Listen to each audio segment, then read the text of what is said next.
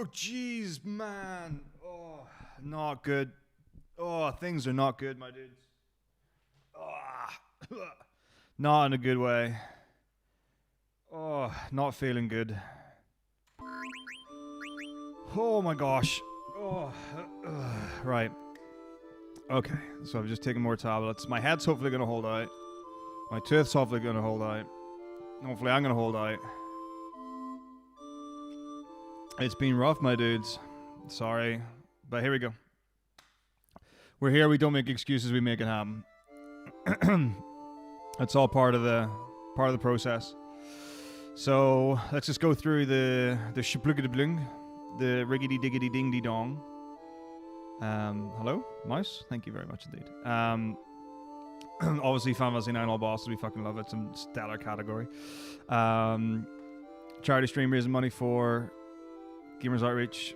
Do it twice a year, pretty regularly. There's Gamers Outreach at Easter, Gamers for Giving, and then the Halloween Spooktacular. So should be super good fun. Thanks very much. Cosmic Omelette, love it. How's it going, Fraser? Big Gary Slacks, Davis, James. Hey, Link. Man, what the hell with G2 today? What? Anyway, so yeah,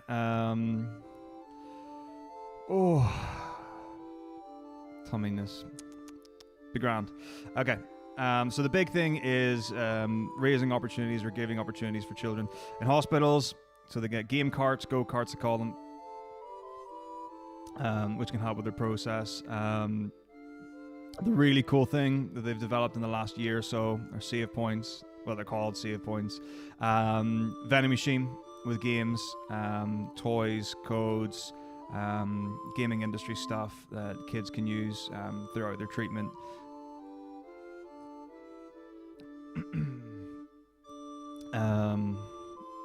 Yeah, they can get free stuff from them. It's really, really, really cool. Hospitals across the world. So to date, over 1,600 go-karts, 12,000 kids being supported, 400 facilities, 9 countries. Nutsack in the highest regard. I didn't start the bot. There you go. It works now. Well, it will work now. Yeah. Oh, my apologies, Link. There you go. Yeah, if you're watching on YouTube, good luck finding a way to get those links, because I still don't know if you can do a bot in YouTube. Actually, I should look that up straight after. But yeah, as with anything and ever and any time, anything helps, anything supports. It's a great cause. I would do it anyway. It's super good fun. So everything goes to the charity. So subs, bits, donations, all the shebang. So any like Prime stuff or sitting on farm bits from ads and whatever, ring them in. All right, tell your friends. Here we go. Oh, right, let's do this. 3, 2, 1. Final Fantasy 9. All right, all bosses. A couple of important things. So number 1, brand new route.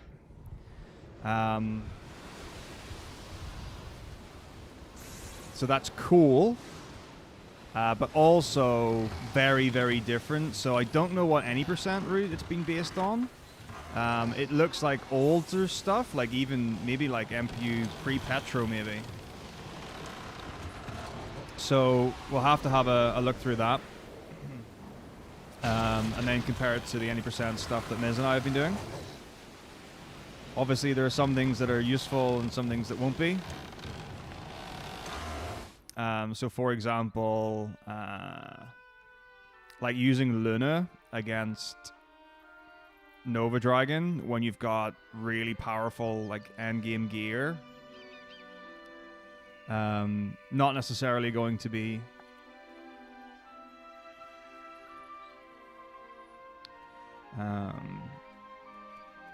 worthwhile when you can do better without. Thank you for $50, Link. Right, I'm really hoping that this stuff works. So Tiltify have updated their stuff. So the bummer is you used to be able to see everything on one page.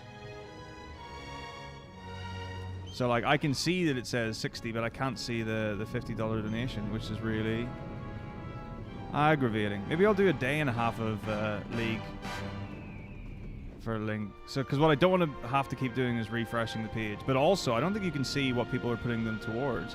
There's just a star which says it is towards a thing. So I guess, yeah, I'll just have to keep keeping an eye and keep refreshing, which is unnecessary. Okay, so League will be next. Yeah, yeah, Hades and Ozma and Quail. What do you want Zidane to be called, Link? Oh god.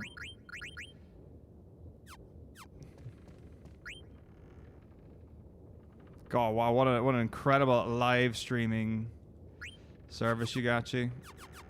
Wukong? Love it, the Wook.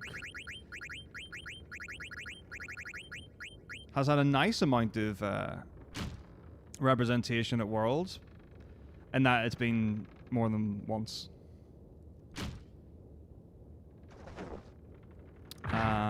But yeah, let's see. Let's have a think. So, what day? So it's today, Saturday. Tomorrow I'm in the arcade. Next week should be... Oh, next week's going to be really grim. So the stream schedule is going to be off the wall because of...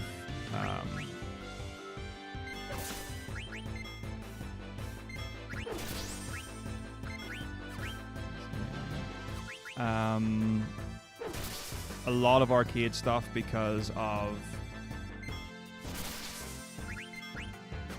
let me get my head straight.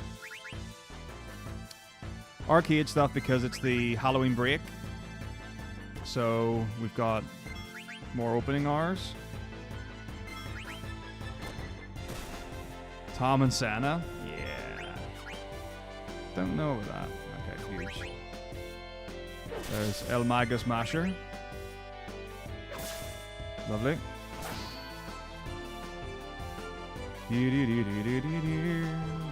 So also need to remember it's all bosses. Kill, kill, kill, kill. There's some cool stuff as well. There's some new strats that I've seen that are cool. There's some stuff I can even do in any percent that I've seen was really interesting. Yeah, I saw the games today.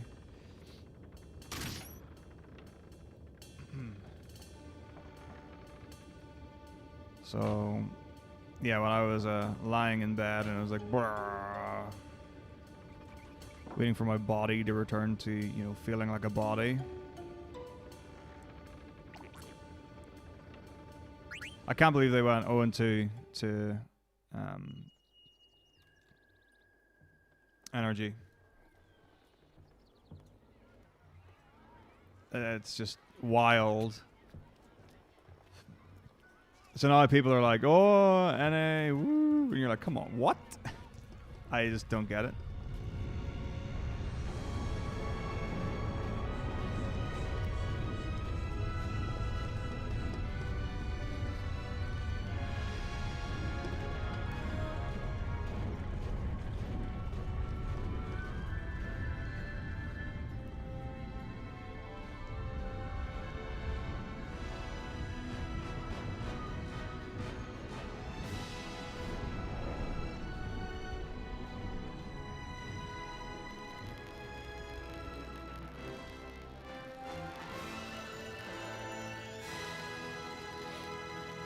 Yeah, we'll see what happens.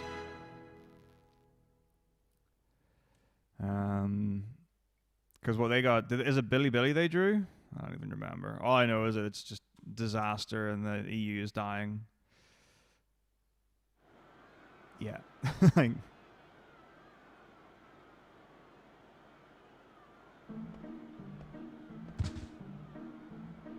Like they could win. Like Weibo's definitely the best. Well, I say definitely. You would like to think Weibo was the best draw. Like Fnatic got it as good as they could have. I don't know if... Yeah, I think Weibo should be easier than G2.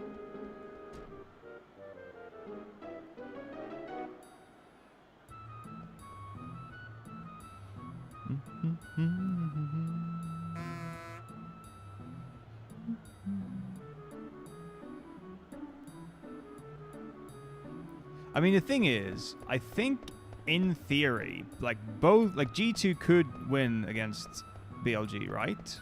Like BLG haven't been perfect, and they've had some iffy moments.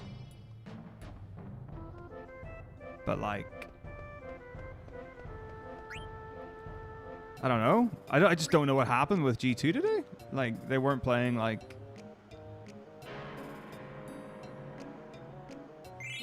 I guess, themselves at all.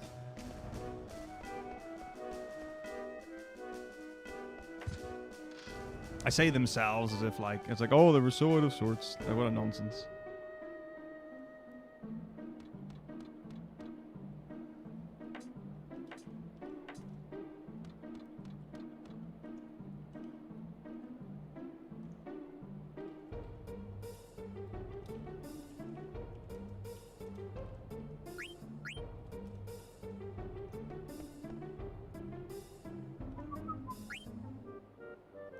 Yeah, I just realized it's, like when I was going past the girls, I was like, oh, I knew I forgot something. I've put it in.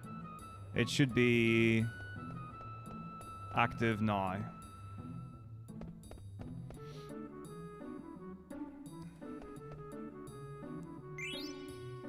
Zoop, zoop.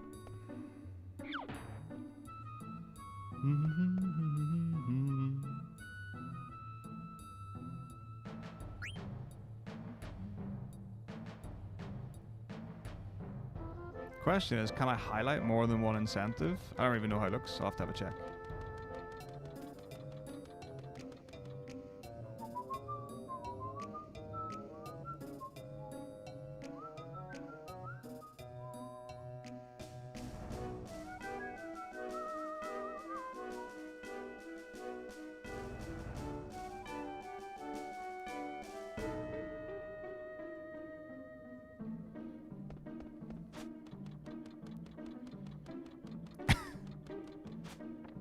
Too right. I mean, like VV's literally coming up,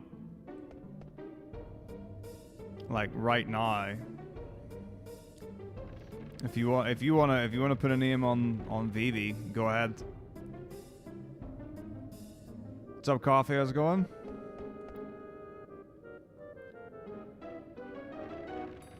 Yeah, I'm super down for that, Link. Cheap at half the price. Doing alright. So, been a bit of a roughish day. Not been feeling the best. I had quite a bad headache when I got up. Are we going, Link? And Pinty.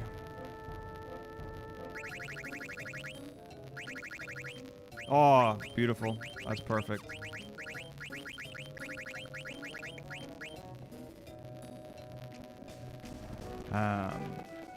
So yeah, a real nuisance, because I was not in a position of, oh, it's mild enough where I could like ride it out and be pretty unaffected.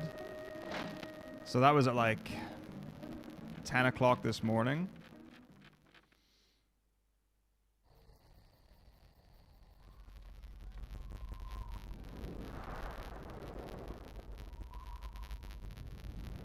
So I was like, right, I've got everything ready, everything sorted, we're good to go. Battle Balls of Agar. Delicious.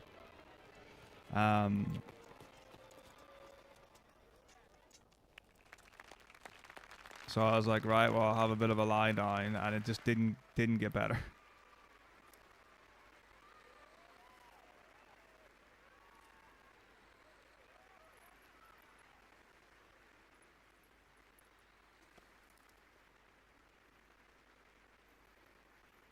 So it was like, I don't even know. 12 o'clock, 1 o'clock, 2 o'clock, and I was like, ugh.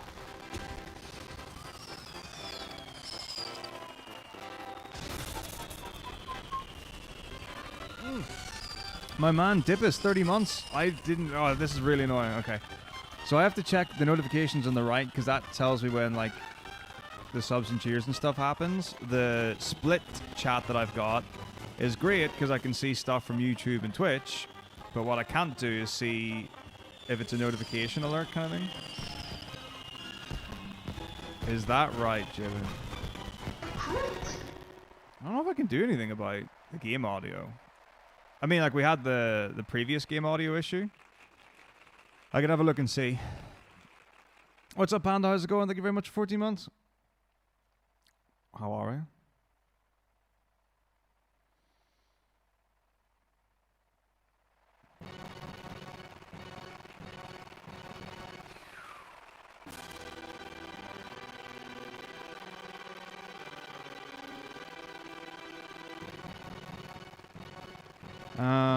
Like, what would it be? What would it be?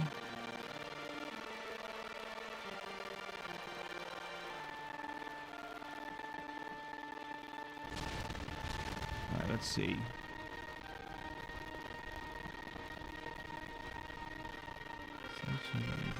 Smaller values reduce depth that may cause hitches. Back into smaller chunks of garbage value may not significantly change latency.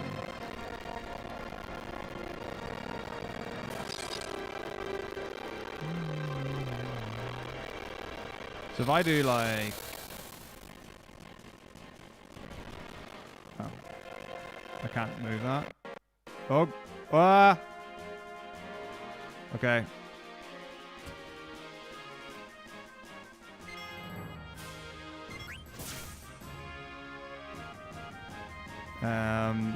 Don't believe that that's going to be a long-term fix. I don't even know what I did. Well, I know what I did, kind of.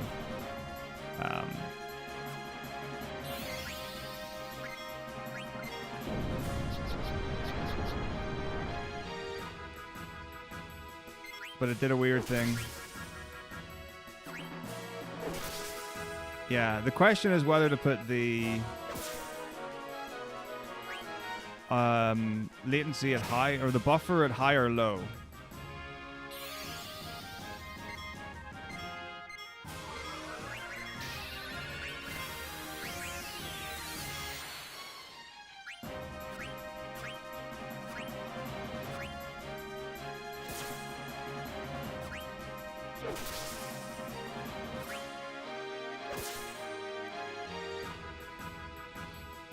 So I'm thinking, like, if I set it low... There. I don't know what's going to happen, but I've set the buffer size as low as it can go. So I'm expecting things to go horrendously. $1.20 to the pound. Very good. So yeah, keep letting me know that the sound is disgusting and grim, and we'll see what we can do. Alright, here we go. Not hugely USy, I'm feeling okay. Still a little bit of pain, discomfort.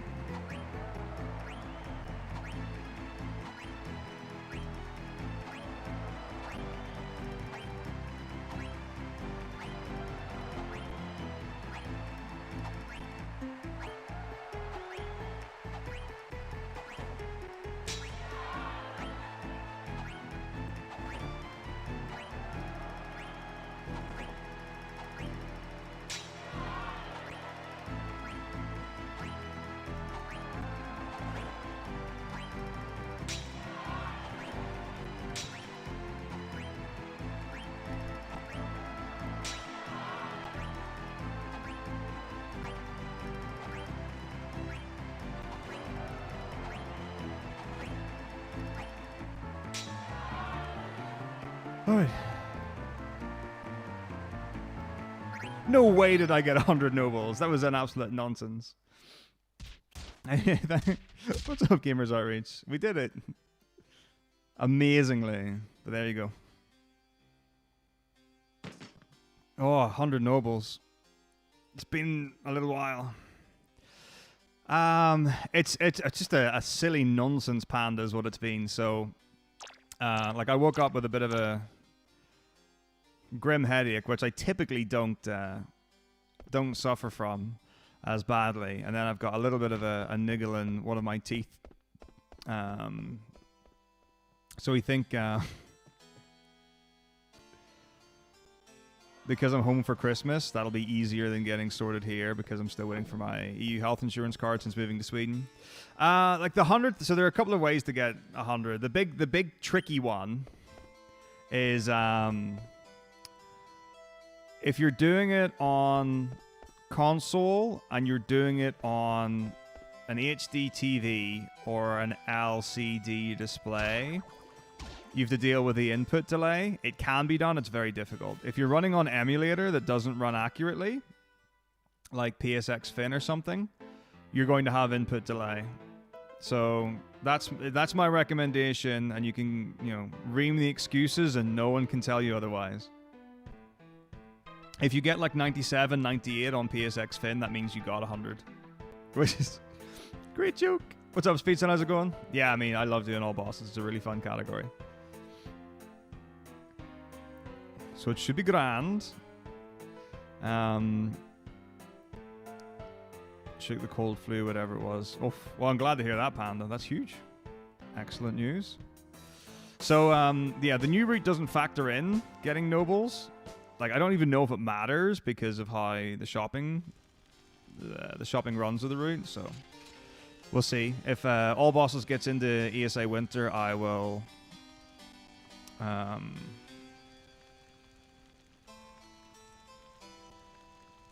be updating stuff. Right, we need a name for Steiner. And we want to throw some stuff in the loop.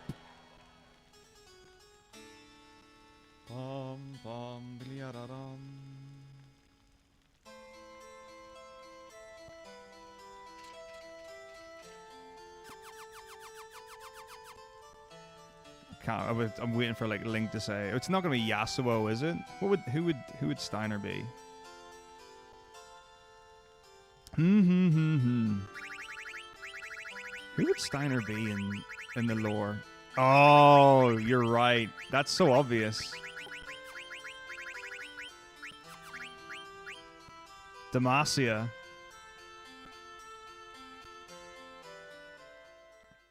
Someone should mod Final Fantasy IX and put the character models for League in. I'm sure the game would run beautifully.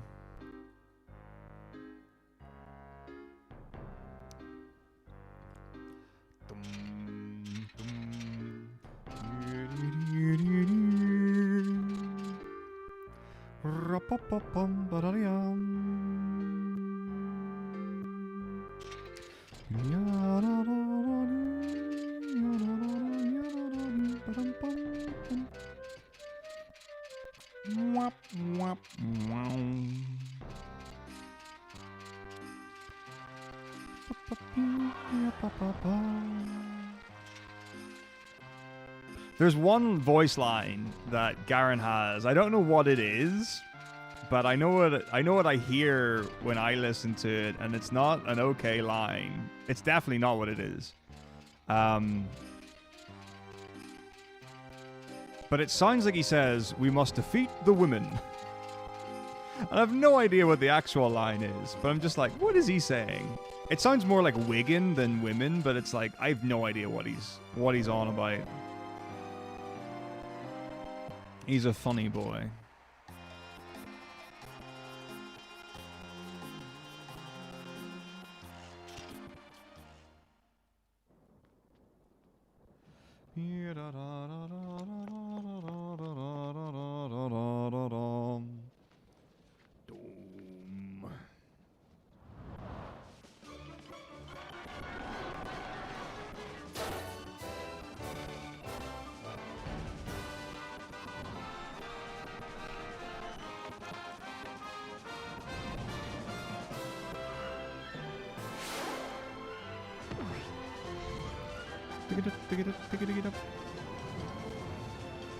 I mean, I know some of the death sounds are really provocative and interesting.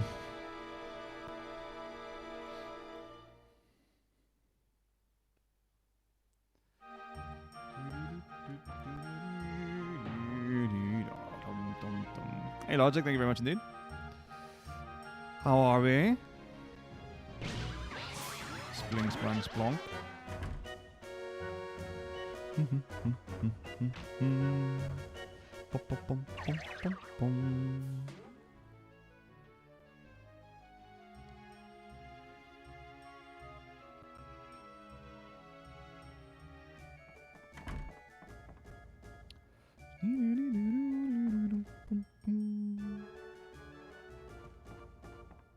Very good. Right. So there's some weird stuff going on, but I want to make sure my inventory is correct. So we're not stealing a silk shirt off Steiner 2. Or no, Steiner 1 rather. Oddly. We're just taking him down. And then there will be a switch out of stuff. I don't even... The thing is, the olden stuff, you put a feather hat on Dagger before Black Waltz 2. And... like, that's where you can switch the silk shirt from Zidane to Vivi after Black Waltz 1. And I'm just like, why did anyone ever put a feather hat on Dagger for that? I can't, like, for the life of me.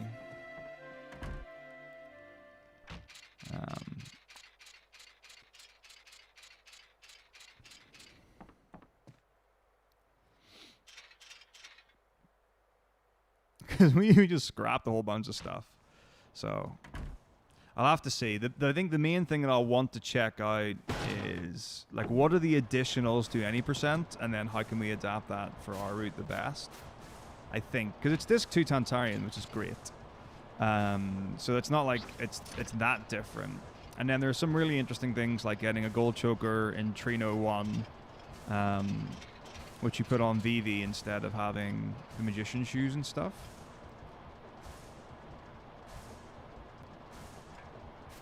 Oh yeah, I'm sure it'll be fine, Panda. Like,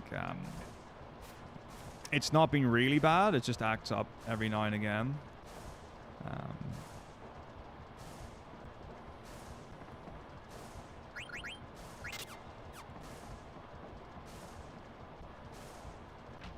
But yeah, glad to hear things are going well on your end, and you're doing better. That would be the line.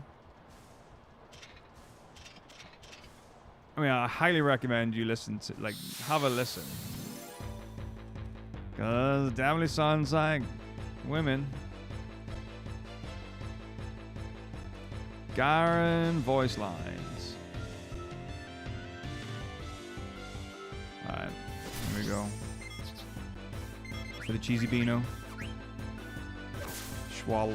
Ooh, nice damage.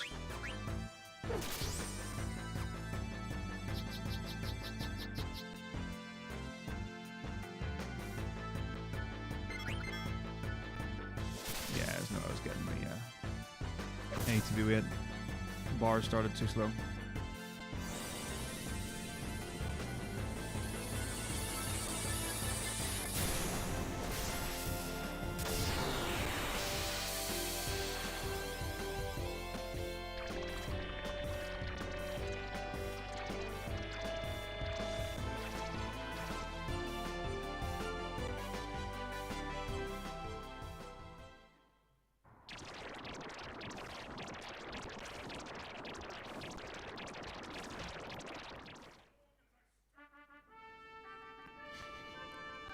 Yeah, every time Steiner kills, you just shout Demacia.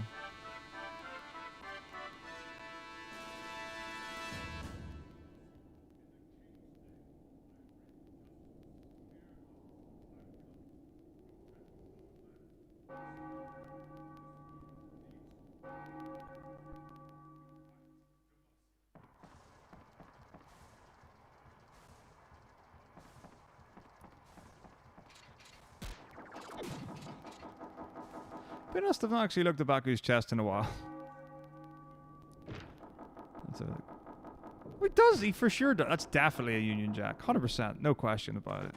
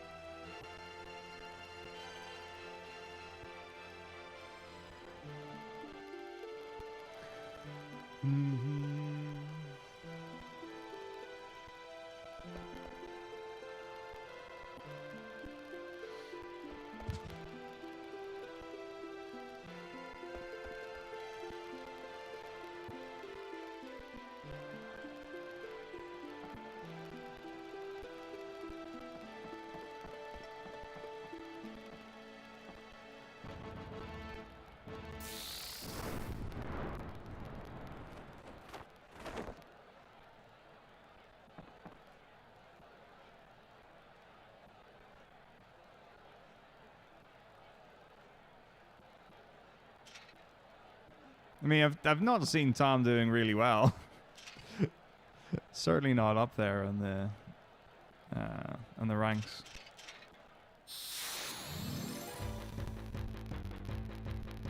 I feel like the audio is clipping more. I mean, like, it was fine for me on my end, but I can hear clippy stuff here, which isn't good.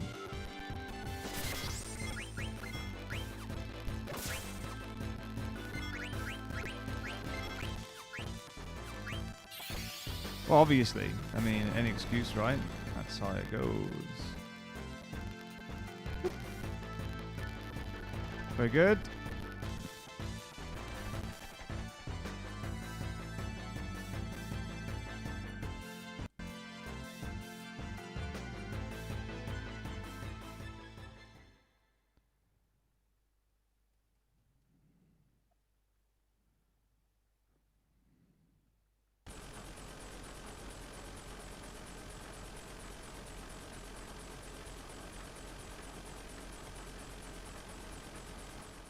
Right.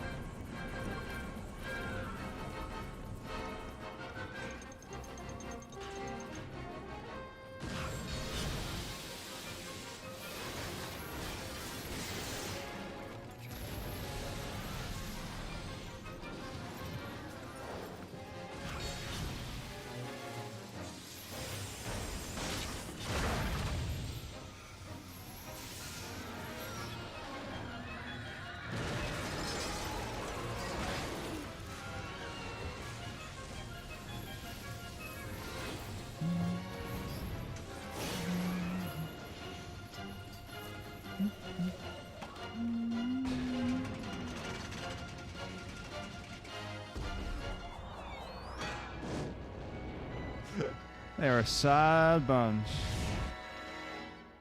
They are scary, scary people.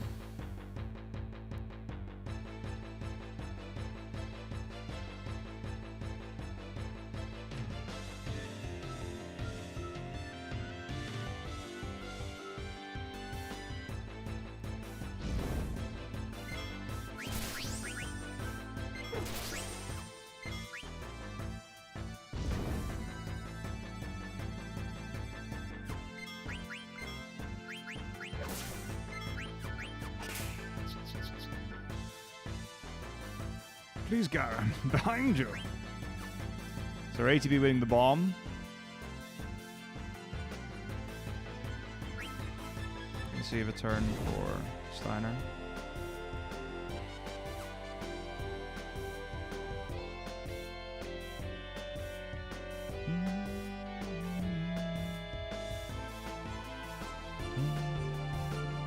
Very good. That's where that time loss is. It's not actual time loss.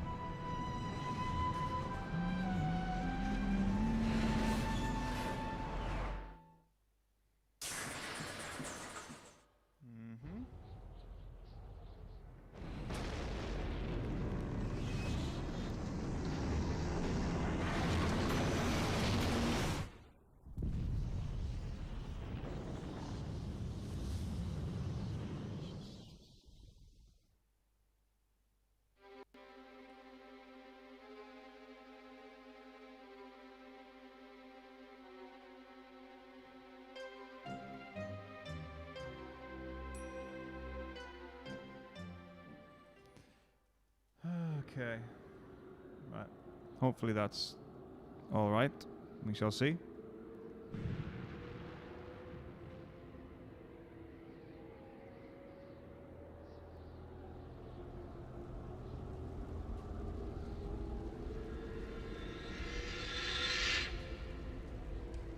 Hello, hello.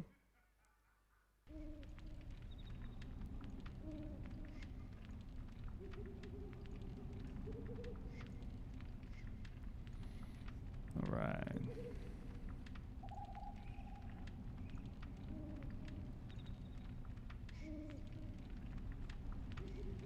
Yep.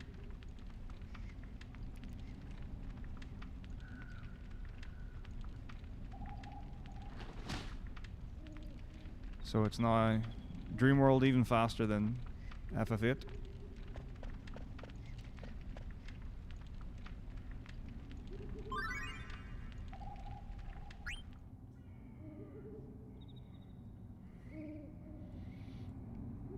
Thank you very much, Vin.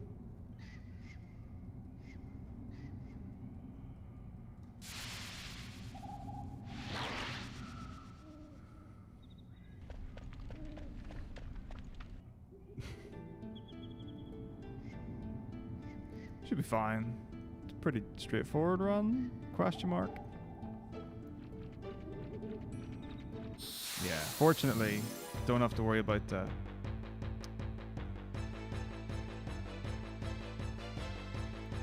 stealing from everything this time. Well, it's almost 6 o'clock, Beaker, right? I feel like that's, for a Saturday, entirely reasonable. People quite often will have an afternoon beer upon a Sat. We used to do when I was at university. I think it was Friday or a Saturday. I don't actually remember which. But there were some of us who were doing Perry teaching at a school. So we would go there and teach for a couple of hours, and then something like 11 o'clock in the afternoon, or before 11 in the morning, we would go to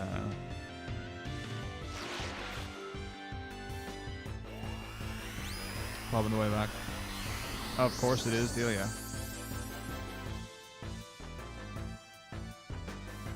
Yay for simulcasting.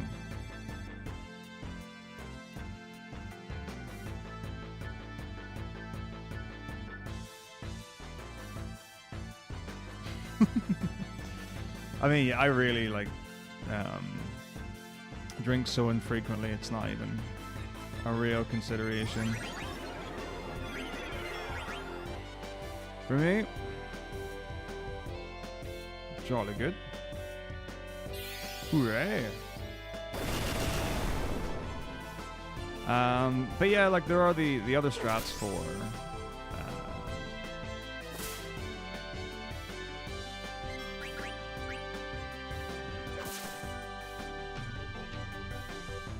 Beatrix 1 steals are pretty good. So slow with Vivi and bringing in Quina for another person to target. So yeah, for sure the next all boss steals run will be pretty nice. Actually, it might be worse. Like there's nothing to say that it's going to be good.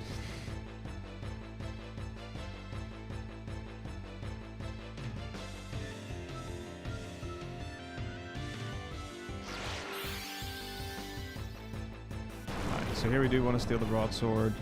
Little icky, but it's fine.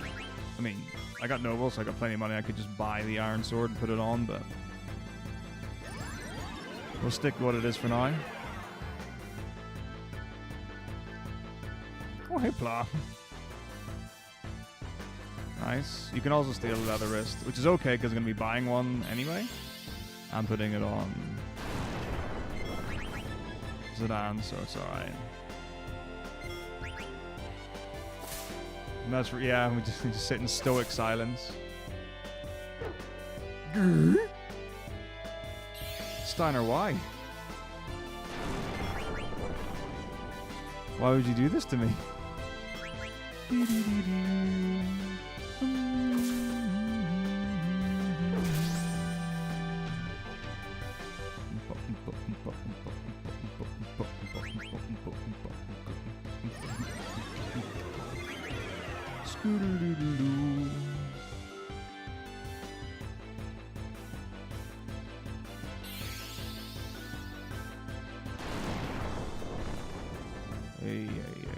So what happens when you have to wait for a whole extra round?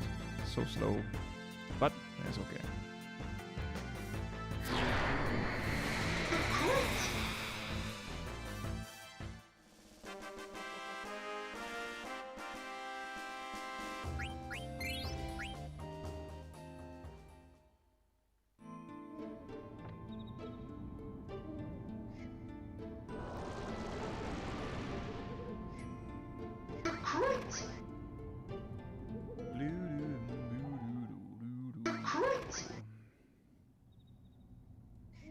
Alright.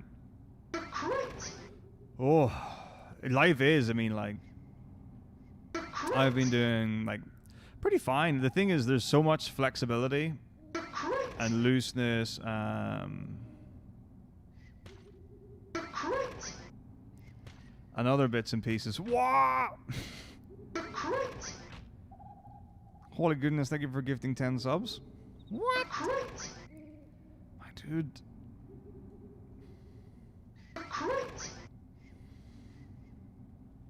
Thank you so much indeed. Enjoy, everyone.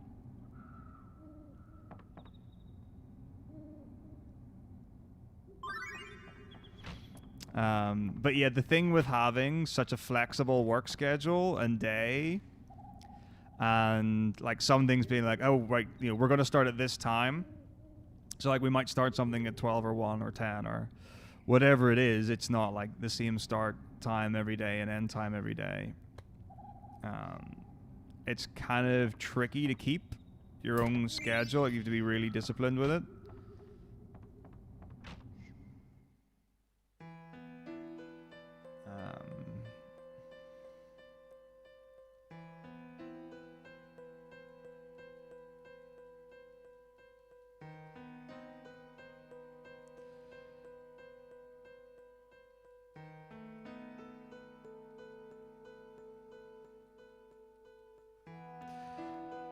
So that's a thing to try and get over and stuff, because I've got, you know, my regularly scheduled things like streaming, which I want to do at the same time of the week and whatever.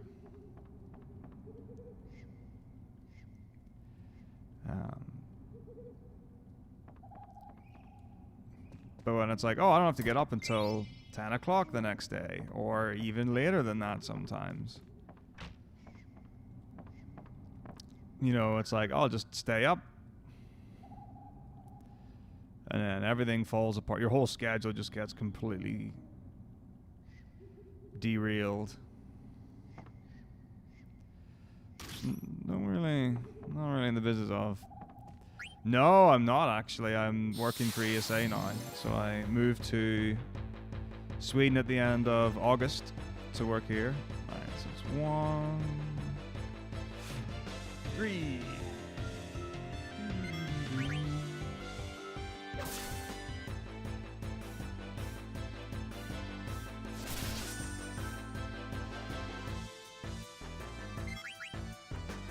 I mean, music's always going to be part of stuff that I do, but it's not the main gig now. There you go.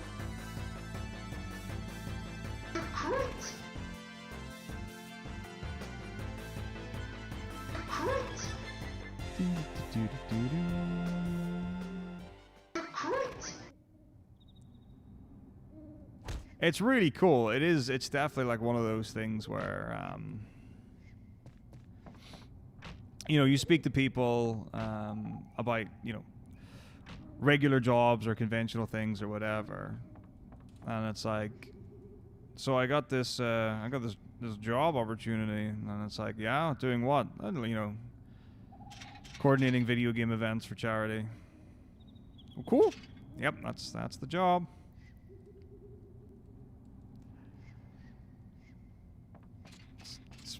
pretty cool gig. Damwon versus KT. I'll probably be awake only because this run will still be going.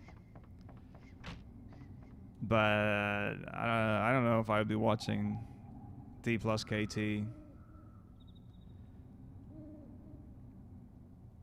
mean, I definitely want to see the others. Oh my goodness, Yugachi, how will we cope? How will we survive through the travesty? As Doge.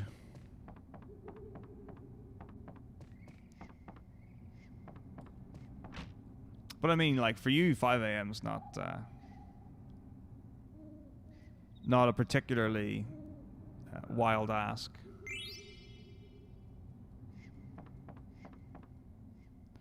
So I think it'll be all right.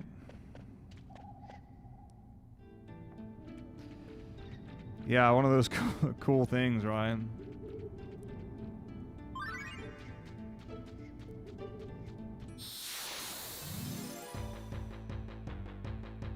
So yeah, it's a bit of a weird one, because like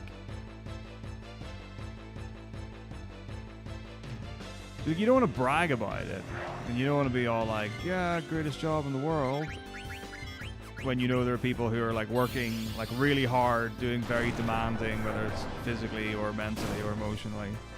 And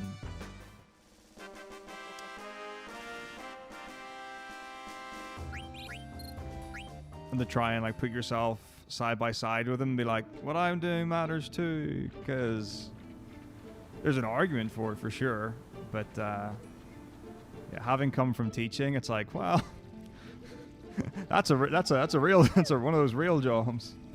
That's a toughie. 5 a.m. is a good wake up time. I like a 5 a.m. wake up.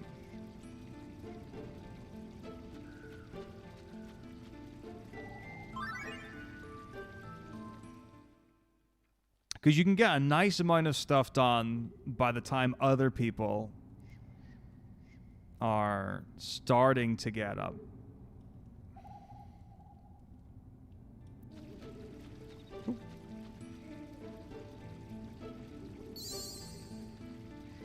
You know, it just makes you slightly better than everyone else. What's up, Hab? I will do my best.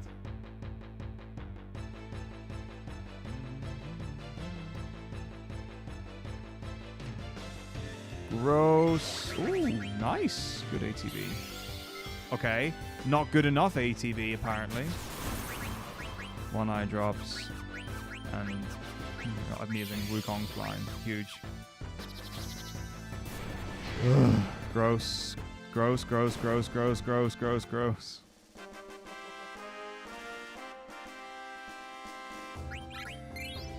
Okay, we got more eye drops. Cool.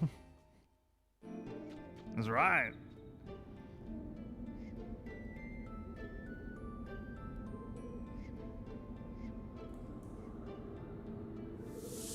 Yeah, I mean, like, this is a nice place. The apartment block that I'm in is pretty okay, pretty quiet, fairly reserved and whatever.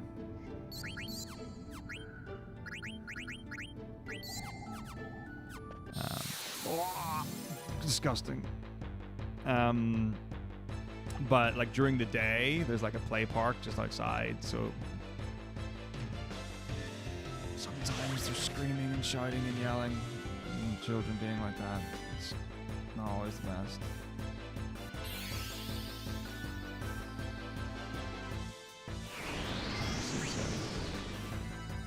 A little upsetting.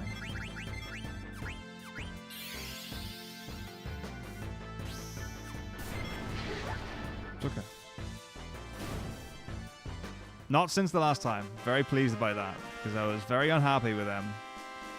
And I do mean very. So that hasn't happened since, which has been great.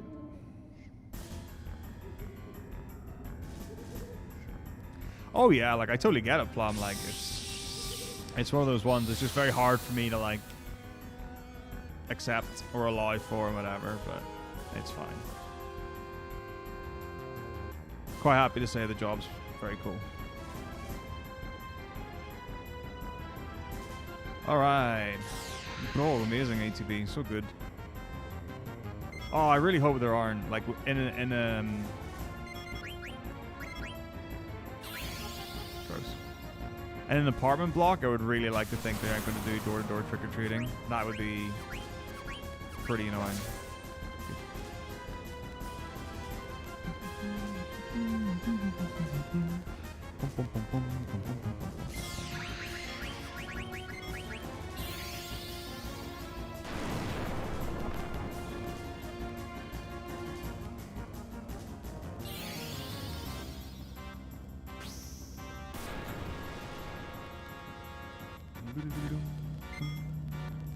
I actually have no idea how big trick-or-treating is in Sweden. I guess I should ask. All I know is that, like, so there are weird things where,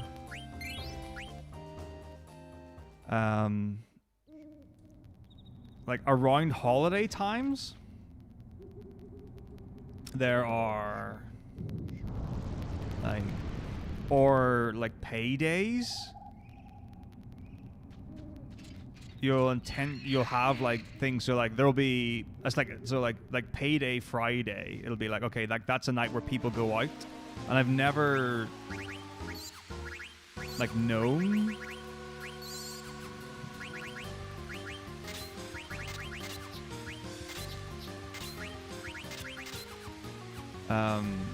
like that kind of culture in the UK. It's not like payday Friday, okay, everyone's going to the bar or to an arcade or to a club or whatever. And then having places open for longer or later.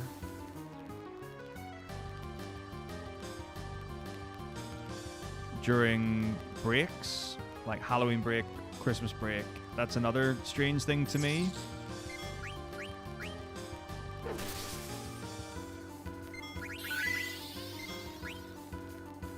Like, quite often you'll have,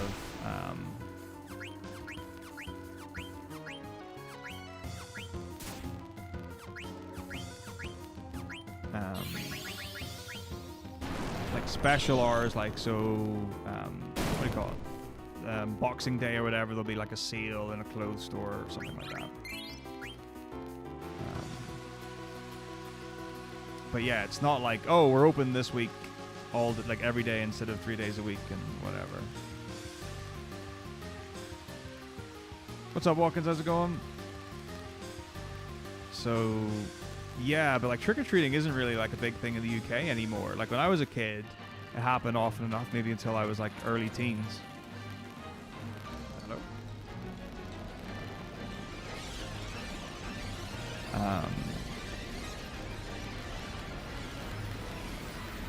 And then I feel like it's gone pretty downhill. Not downhill, but it's like gone since then.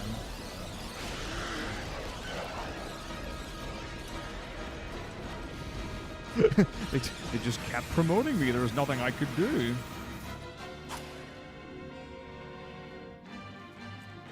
Yeah, I've got like this, like for sure a thing that I've realized is that like I'm a very good ground worker.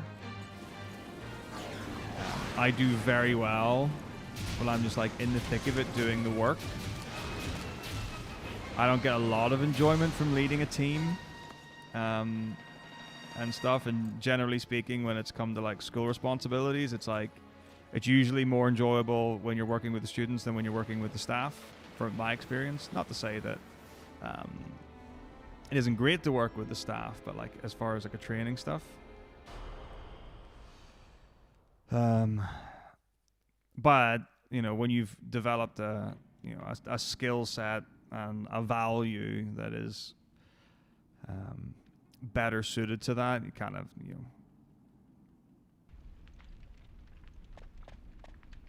take it as it comes. Well, in the UK, that's the thing. It's like, shops are open at the same time, like every day pretty much. Bars are open until like midnight or 1 or something like that every day. So there's no like, you don't get a big celebration or whatever, or there's not a big deal when something's open later.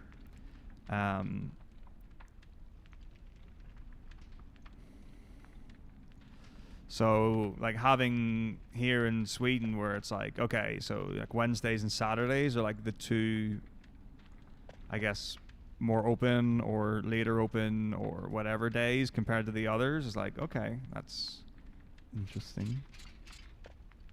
But yeah, I haven't been to a bonfire in a long time. Not since I was a child, I don't think. So I don't really know what it is here. The next ESA is December 6th. It is ESA Legends, which is going to be held here in Vacqua from December 6th through December 10th. Currently, we are releasing our runner list for it. So it is a very exciting and new format that we are using for this event. So we've invited 11 runners to Speedrun RPGs. So they will be arriving early December. We'll be showing that off, and that'll be same as usual on ESA Marathon channel. And that's a 5-day event. And then the next event after that will be ESA Winter, which I believe is February 14th. It's definitely like 2nd or 3rd or middle of February.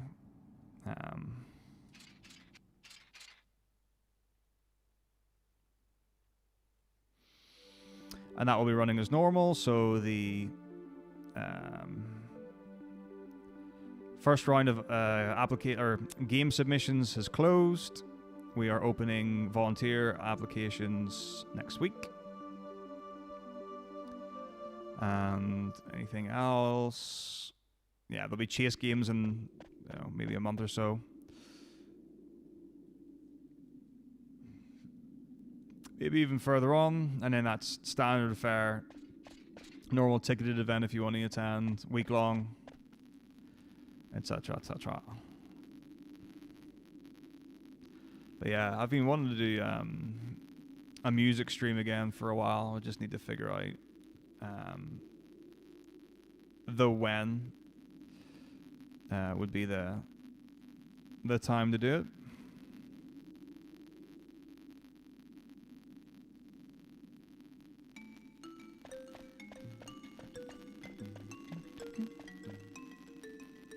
So I think, because I did it for my birthday a couple of times, and then I don't even know. I have a feeling like I wasn't able to do it for one.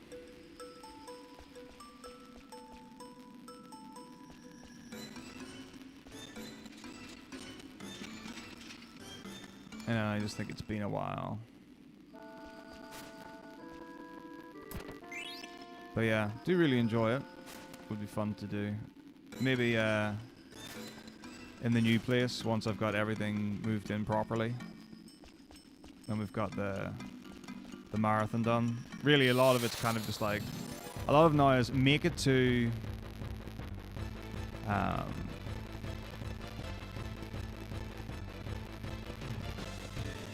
Christmas for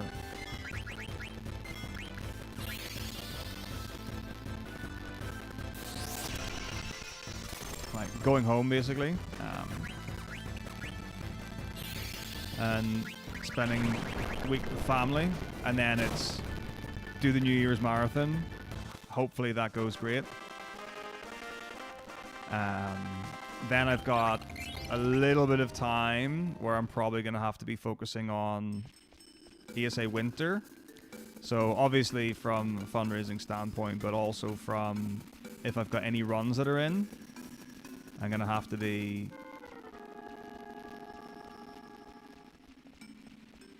working on them.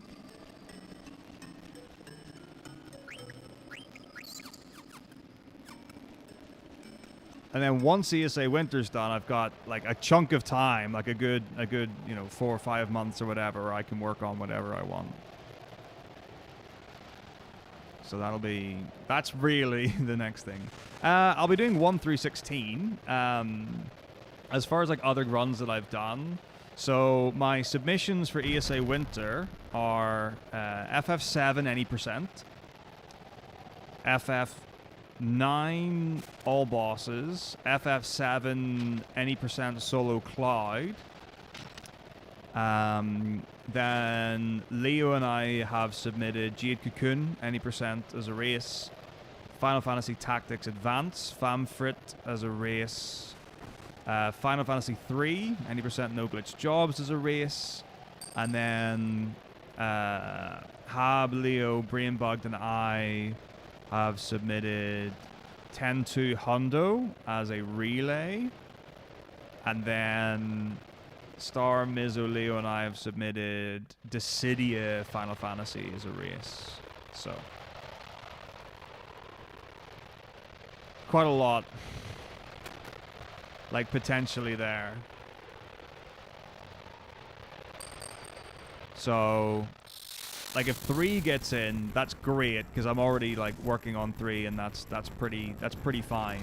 Like, I'm pretty okay with my 3 level. Jade Cocoon I would definitely need to put time and practice into. It's pretty consistent as far as the run goes.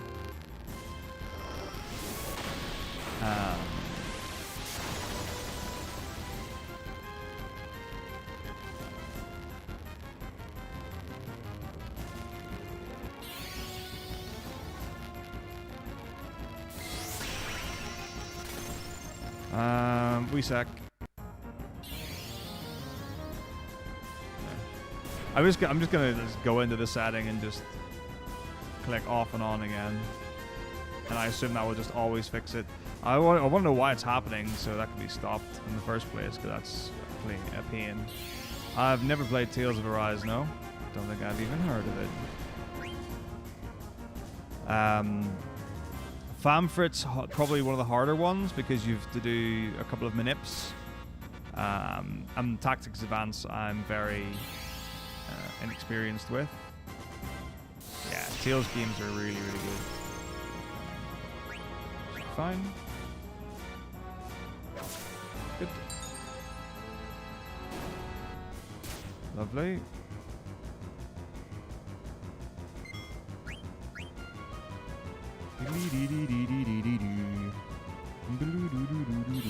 Brazilia? Nice. Yeah, like I've seen an amount of the Tales games. I do like them a lot. Yeah, there are quite a few like RPGs of the Xbox 360 era and stuff that I'd like to play, but I just haven't either had time or energy or whatever.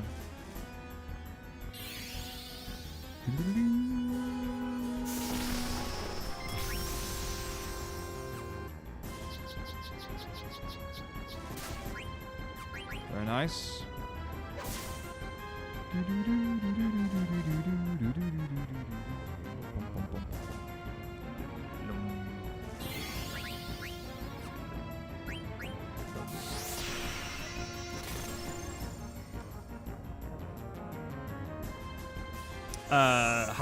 The riskiest Mega Drizzle's got to be Ozma for sure.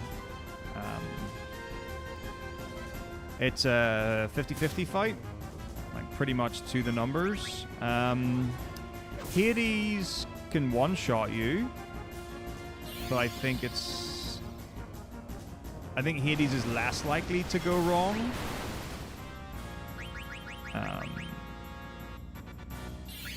Than Ozma is.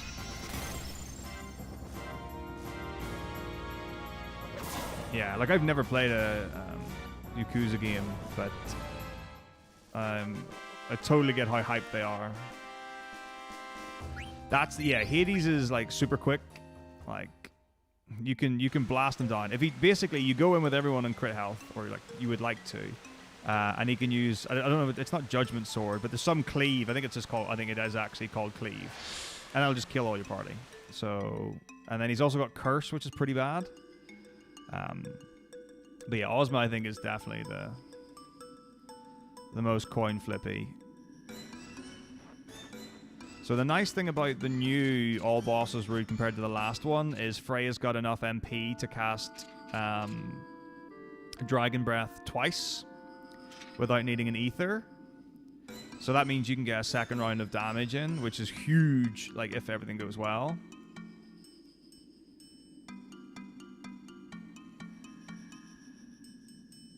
Yeah, Hades uses Noxian Might.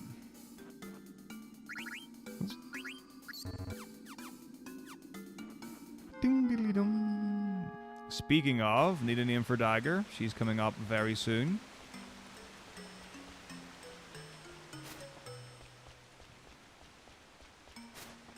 So, ooh. 9 mods speed up loading and fighting scenes. No, the only thing that I've seen for the PlayStation Final Fantasies as far as mods go are faster text speed and cutscene removal.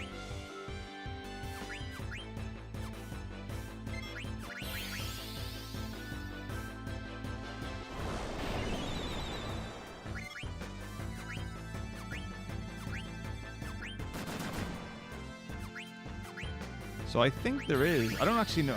I've got a feeling there's CSR for 9. I don't know if there's fast text speed. I know 8's got a fast text speed mod.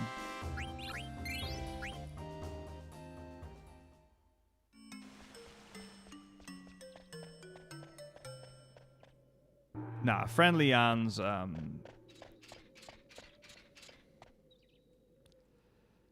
not a boss. They're normal enemies. Like, they're difficult enemies, but they're not a boss. Yeah, I mean, that's the big thing that most people, I think, remark is how slow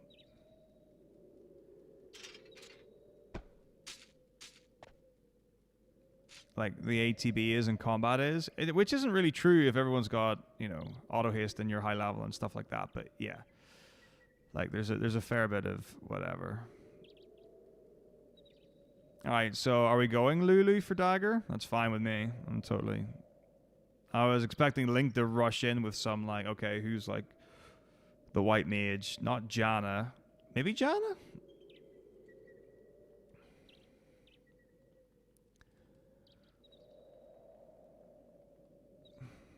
Ooh. Okay. We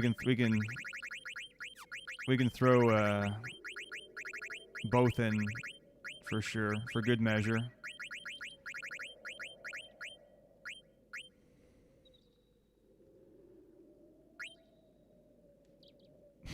Dulux.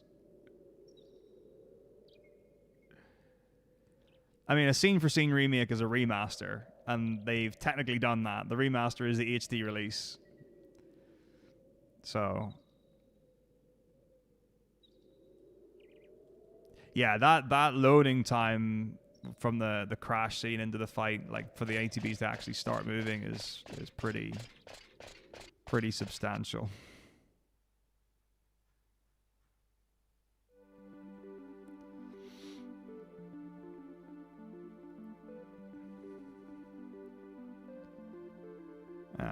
Yeah, I mean, Meguri mod's fine. It's like, for what it is, it's great. But I mean, I really like how the original looks.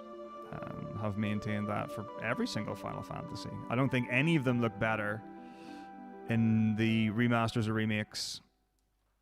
Like when they released the high quality or high def or high resolution or whatever backgrounds for 9, they're like, those are stunning, but they would look nonsensical like when you've got everything in the foreground.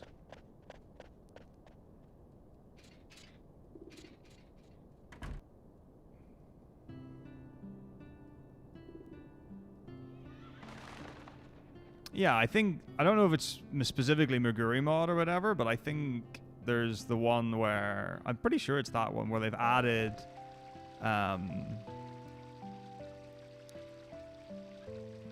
extra lines of dialogue.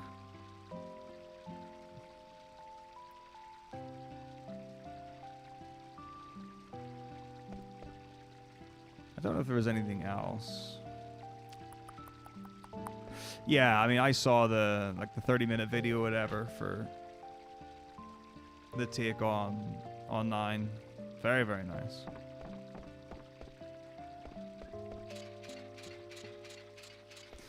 I mean, you would need to have the game running exactly like 1-for-1 Cosmic Omelette. Like, so like in Halo, when they did the Master Chief Collection, where you can toggle between the new and old. And there's a couple of games where you can either toggle like new and old music or new and old graphics, because it's a literal 1-for-1 recreation of the game, just with higher res models and textures and stuff. But I don't think there's ever going to be a Square game that does that.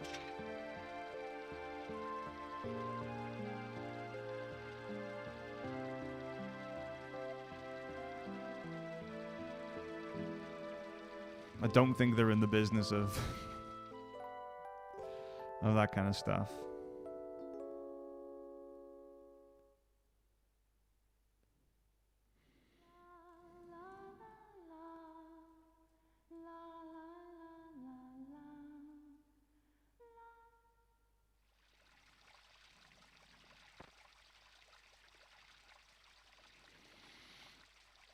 I mean, I love playing SD games on my BVM.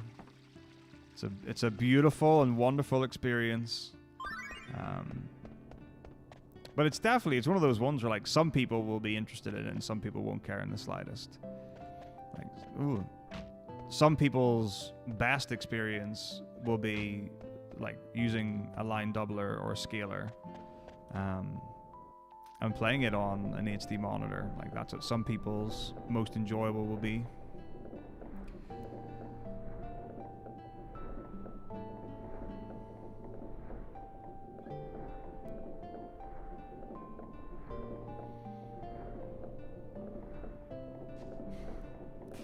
Hey, Oren, good day. Thank you very much indeed.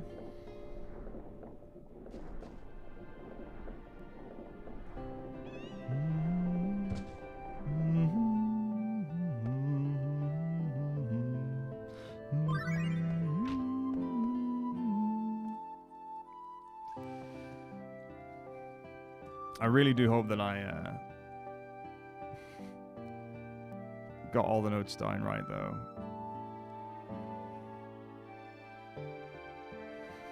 Because I went through the entire, like, 12.5-hour bollocks. VOD in one go. So, can't wait to find out that I missed a menu or a shop or something.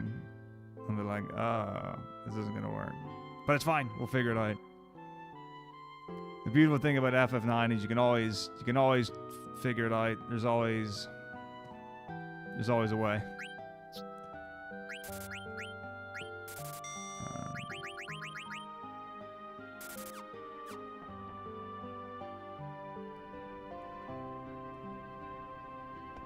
I would say like 9 is a lot of people's favorite.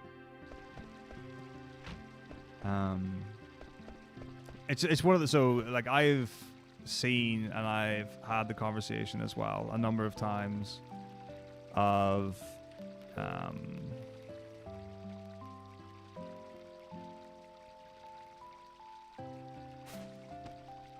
like what's the best or what's your favorite Final Fantasy and all that kind of stuff. And it's like, even though I'll say there are certain things about different ones that I like the best, 9's the one that I can play probably any time and enjoy playing it. Like 9's the one that I enjoy, like the world that I enjoy being in mechanically and gameplay wise. Not really, Plum. So I think the really fortunate thing for me was that the work situation in the school I was at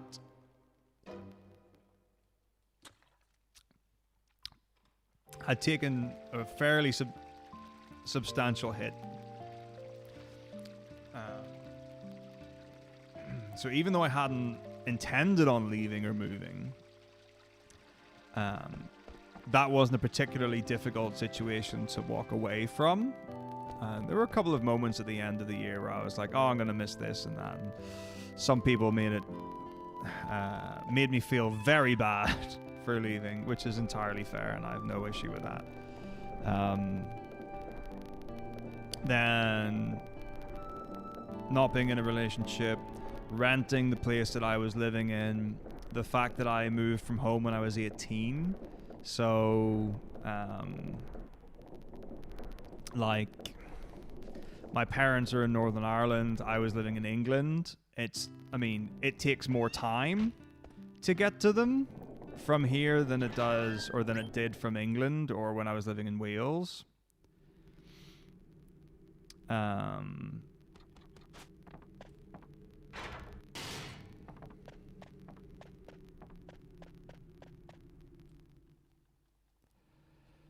So instead of it being like, you know, an hour or 30 flight from England across, it's now a 3-hour train, then an hour and a half flight across. So it's not that much worse.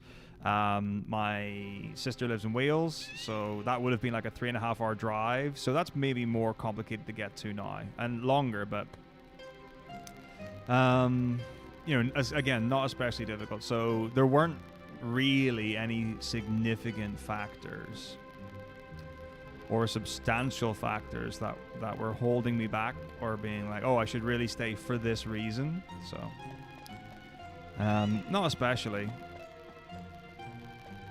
The thing is, though, it's not easy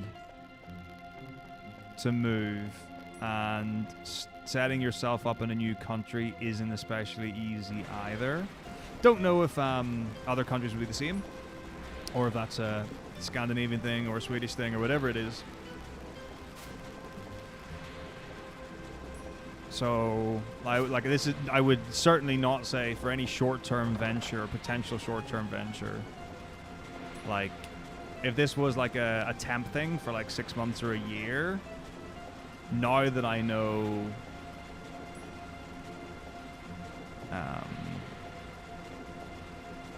what it's like to move, I'd be like, whoa, that's okay.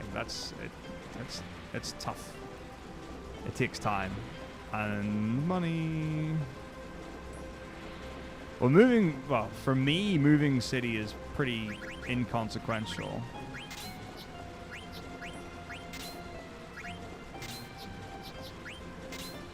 Or at least I would have said was. But it's basically, it's things like citizenship. Like, if you're just moving for like a small amount of time or whatever, where you don't have to. So like coming here, it's like, okay, so you get there, right, now I need to apply for citizenship, I need to get an ID card, I need to get whatever, I need to get a bank account. And like, these are things that take months to happen. It is not an insignificant amount of time that goes into all of that. So yeah, not a hard choice, but there's a lot that goes into it. I mean, yeah, early on, like when you go 7, 8, 9 and stuff, like 7's always had that really high appreciation. 8 was dogged on, and 9 was like, oh, it's nice. But yeah, I feel like 8 and 9 have really shone much more in the last 5 years, 10 years. 8 especially. I think 8's really got a lot more recognition than it did back in the day. Yeah, Joassi, so we've done an amount of work to flush them out effectively. I haven't really seen anyone causing any grief or chaos and stuff like that. So hopefully things will stay nice and quiet and chill. That would be nice. So I was in university in Cardiff. So that's the reason why I was in Wales. It wasn't for work or anything like that. That was for my degree.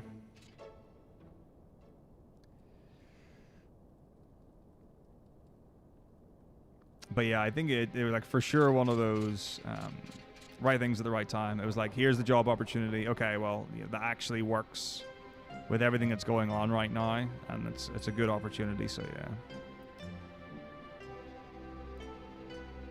Oh, the thing is, no one ever said that expression, Plum, when I was in Wales. Like, I don't recall anyone. The only reason I know that expression is from Jimmy Carr's stand-up.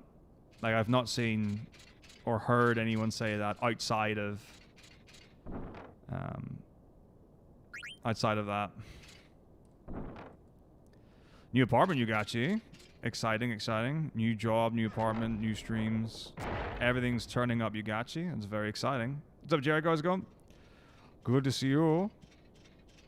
I mean, that's the thing. This is always a great place to be, and the people are always great to be around. So I've always enjoyed it, and yeah, it's a bummer when people come in and intentionally try to put a dampener on things or spoil things or or make fun and whatever. You know, it's not been grim by any means, but like I've had times in the last 3 or 4 years, like where something will happen, where someone will say something, and it just sours you completely.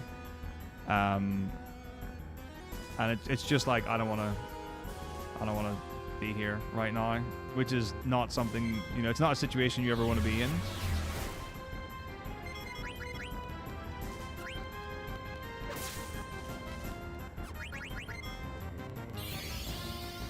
Like, I never want to be in a situation where it's my stream and I'm hanging out with my friends, having a great time, and then one other person comes in and does something, and it's like, okay, well.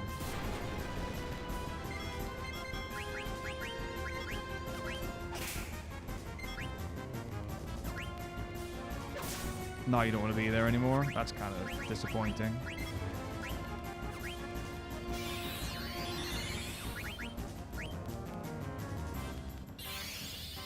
So I'm glad that hasn't happened. I haven't had to deal with that.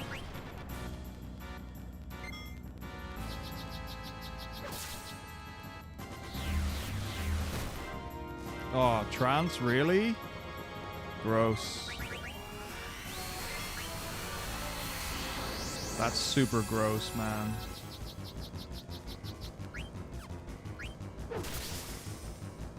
Whatever. Ugh. Whatever. It's fine. Fun times.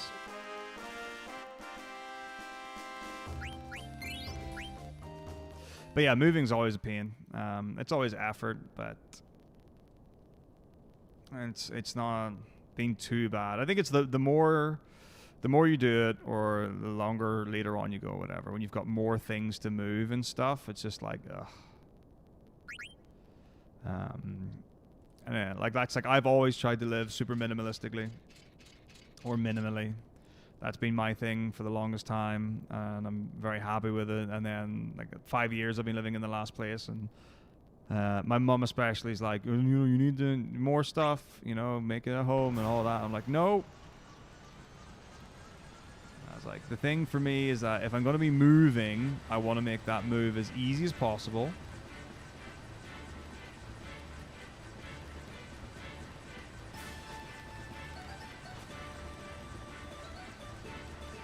The more stuff I have, the more effort it is to move. Well, I think people, I mean, maybe nowadays people don't like leveling, but like back in the day, people loved leveling. It was like, oh, I want to just grind an area until I can one-shot everything and just like, pew, pew, pew, pew, pew, pew, pew. And it's the best thing in the world. I loved level scaling. Back in the day. No, I love optimal gameplay, but that's comes part and parcel with the job. But I mean, I really enjoyed it when I played it when I was a kid.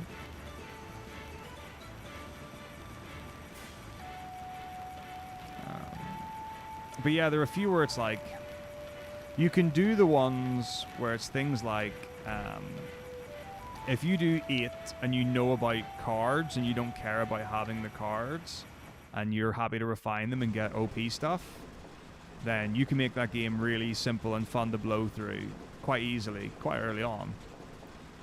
And then like with FF12, if you're quite happy to sit and do dustier grinding for a few hours, you can make that game pretty straightforward and fairly easy to breeze through.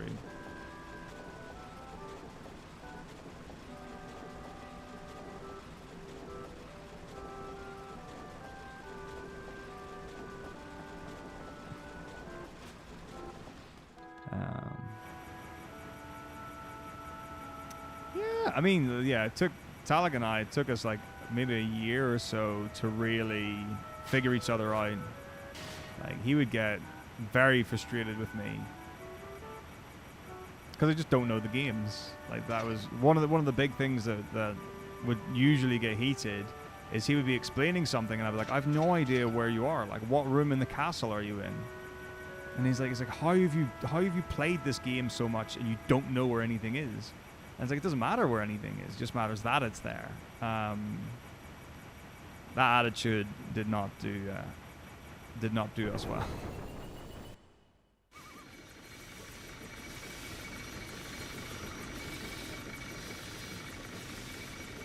Oh man, Poo-Poo's great. Yeah, well, the thing is, like, what are you supposed to do? Like, how are you supposed to know what's going on? You see this alien flying across the sky, and then it's got like a car here, and you're like, wait, this is a battle? It's like, no, it's not. What? Like, I think some of the story things in it are amazing. Like, the whole Shumi Village thing is great. All the background story stuff, all the world building in it, I think is really, really strong and really fun.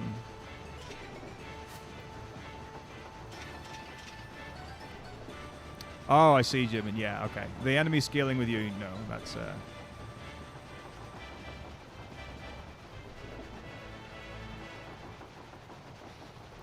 I don't know how I feel about it. The thing is, like, now I'm like, that's a cool idea because it means you always get, you know, a difficult enemy experience no matter where you are.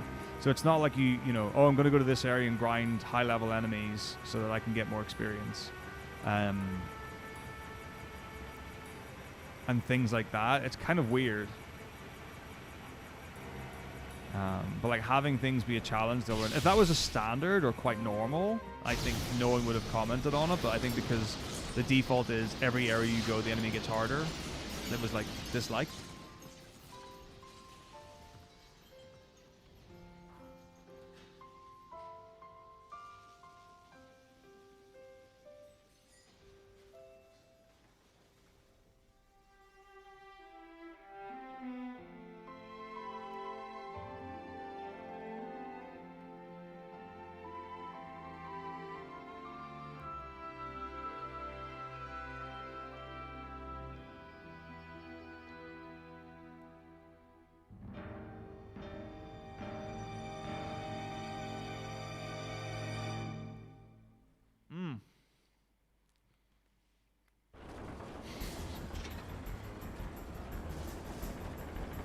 That's me done. Enjoy, guys.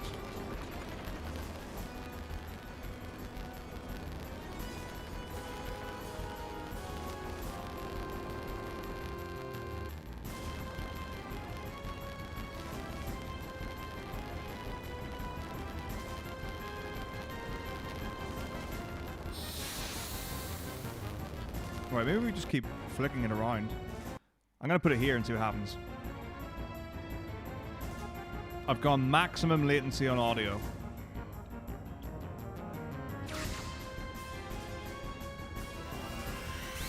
The opposite of the others. Ways. Oh god, it's really laggy. No, this is bad. This is bad, this is bad, this is bad. Other way, other way, other way.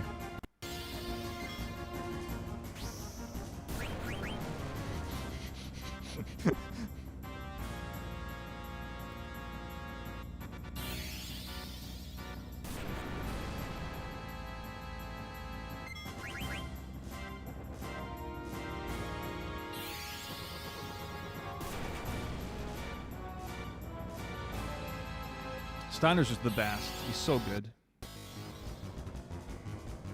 What if we just like throw up the buffer size? Nope, that's really bad. Crank that all the way down. Alright, we'll call it there. I'm gonna get the quick kill? Probably not, we'll see. But yeah, like the thing for me is you're playing through the game and then you're fighting ruby dragons in the mountains or whatever. Nice. Quick kill's good. And you're dying to ruby dragons and stuff and blue dragons and iron close to heaven and hell because everything one-shots you. Like, that's just the standard. That's just what it is. That's just what happens. I am in my early to mid-30s. Alright.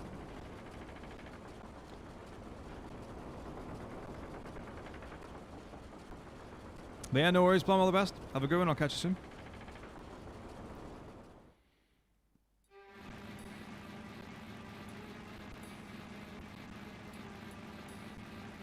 But yeah, it's like Like in 8, if you've got all like really, really high stats and you've got elemental status and you've got, or no, elemental junction and status junction and stuff like that. Like you can one-shot a lot and you can do a lot, but then if the enemies can also do that, like, is it like auto life's not a thing in 8? Like there aren't. Actually, auto life might be a thing. I don't know what the abilities or auto abilities. Nah, VHS is like, VHS was around until I was like, maybe even a teenager. I remember recording Tony Hawk's Pro Skater 3 on a TV that had a built-in VHS player for a magazine competition to get a high score in one of the stages.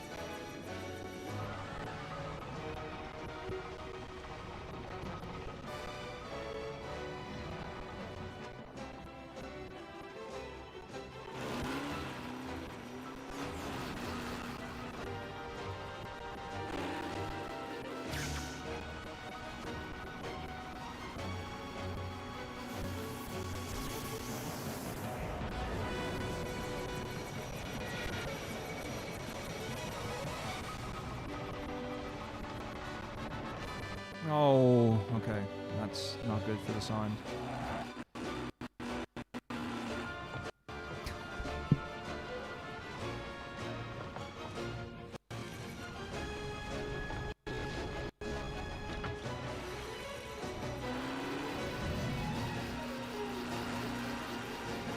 I think we're just gonna have to suffer with it.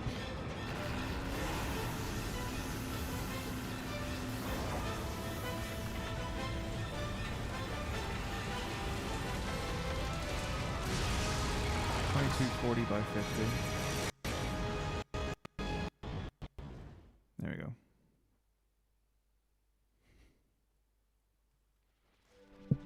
Yeah, just give me.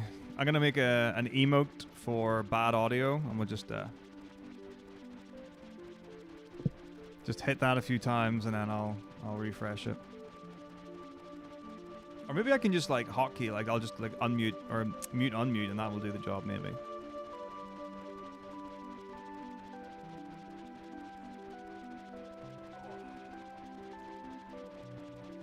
I mean, I know about Betamax, but I've never seen one.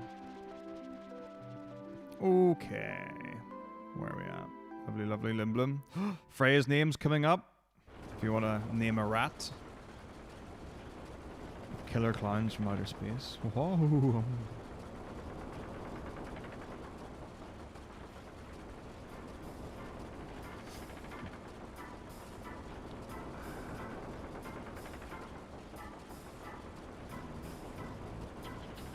Let's take a little opportunity.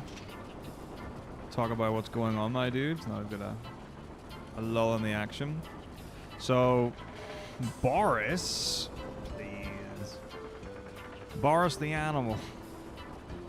So we're raising money for Gamers Outreach, wonderful charity organization. The event is their streamer spooktacular for Halloween. Lots of streamers who are raising money for the cause. Organization provides gaming opportunities for children in hospitals. Here's a bit of a rant. Well, I guess.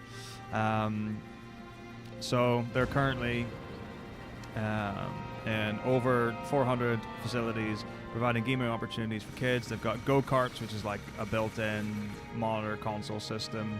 The last year or so, they developed their Save Point, which is a vending machine in the hospitals themselves, and they've got toys and codes and volunteers, like contributions from partners and things like that there. So it's a great cause, really good people. I've been, I guess, working with them. I've been supporting them for a long time.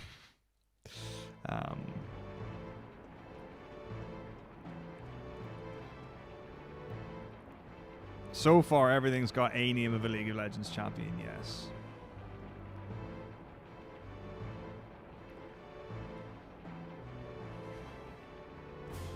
Well, we're naming Frey after Yordle.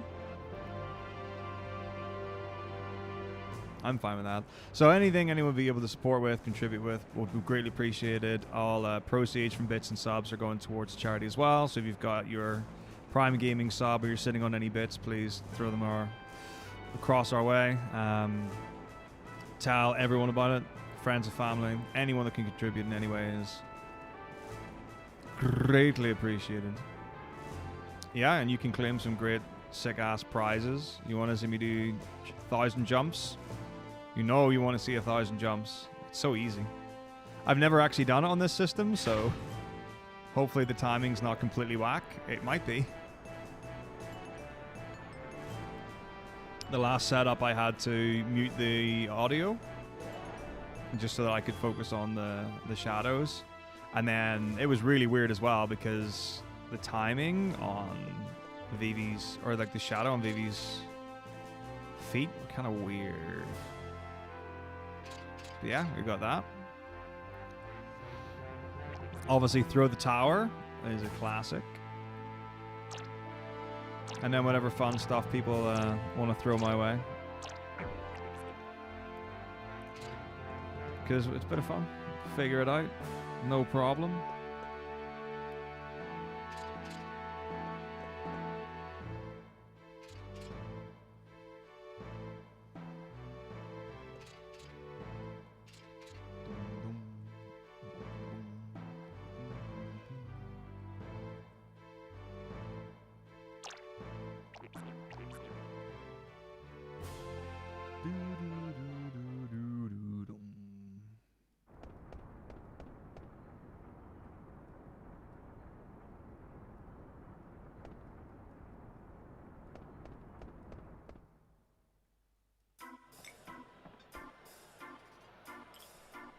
Oh, dead cheap.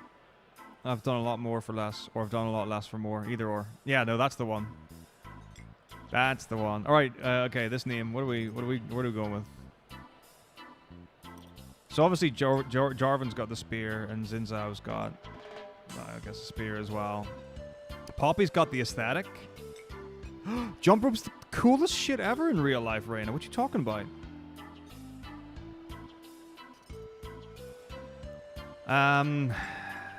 Yeah, I mean, I like Poppy because I think the aesthetic's there with like the face and the hat and stuff.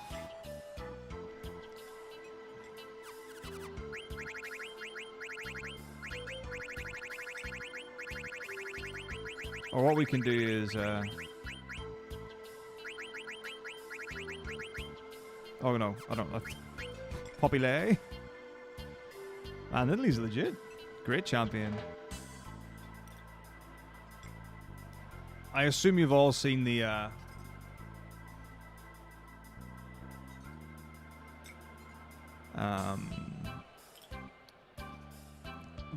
British girl who does the jump rope on shorts and TikTok and that, right? I feel like she will have come up for everyone at least one time.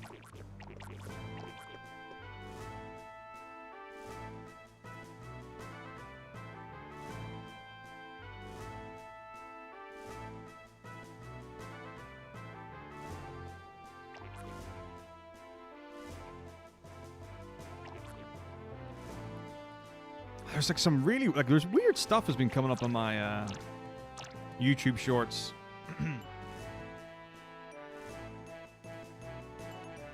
In the recent past. And I mean weird stuff.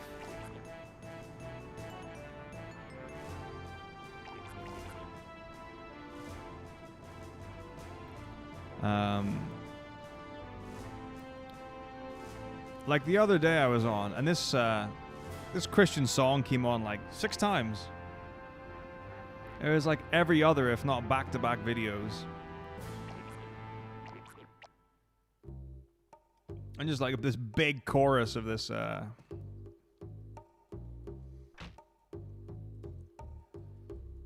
religious thing. It was a good chorus, don't get me wrong.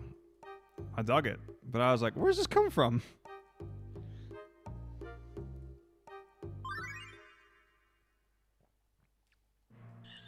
Like, you have to be... Come on, game. You have to be careful how many videos you watch all the way through, because they'll get you. They're like, oh, you watch this one short all the way through, or 2 times or 3 times. You must either love that song and want to just see more and more videos of that song, or that person. I don't think so, Kaiser. I'll see if I can. I'll have a think.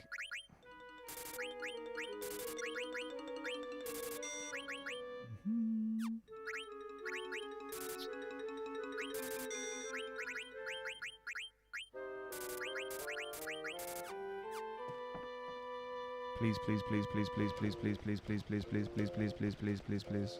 I better get... If I don't get 3 cotton robes, it's actually fine, because...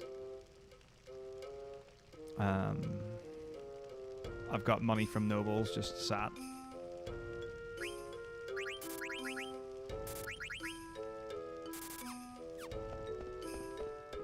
Hoorah!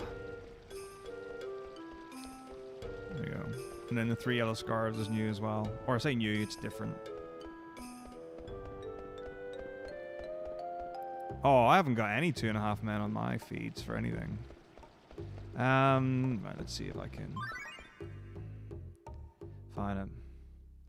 I don't know, it goes up and then it goes down. Actually, wait. If I go into my history, maybe I'll find it.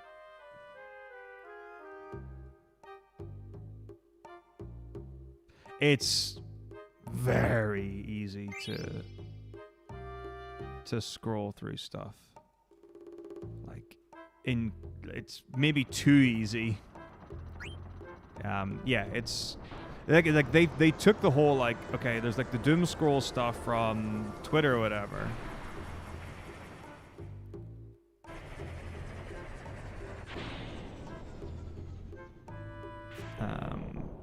And then just put it on crack. Like, that's what TikTok and YouTube Shorts are. It's so easy. It's so easy to do. Let's see.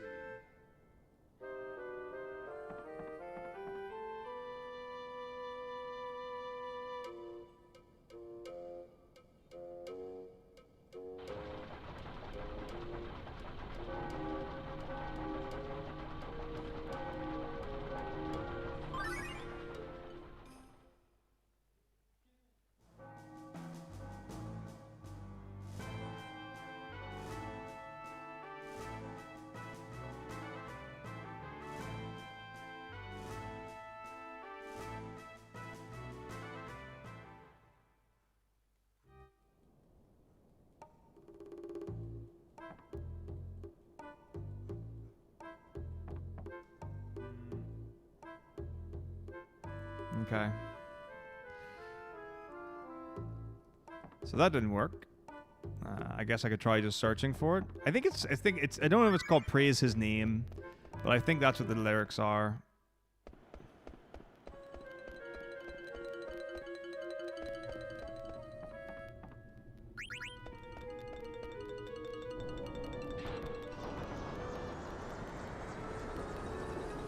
Praise His Name worship song. It autofills.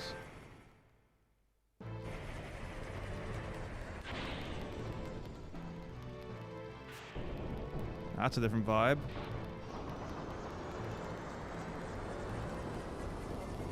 Nope.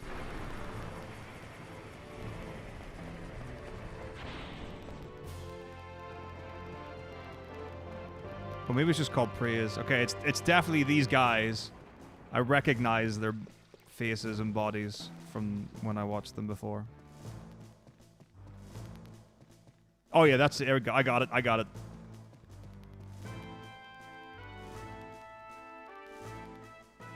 Some fucking bangers out there. All right.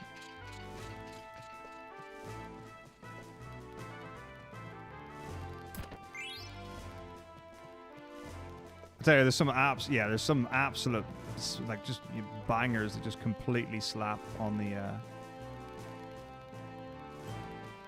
worship front.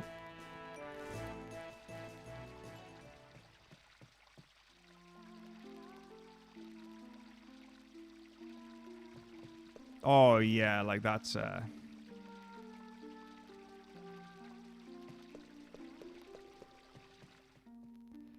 lot of websites actually are coming down on ad blocker stuff.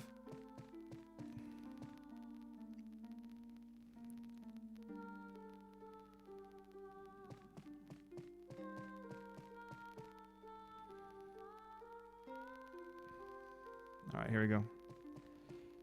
I was like, I wanted to. Oh, I can totally paste it here. Boom. Ah, I'm not in the thing anymore. Okay.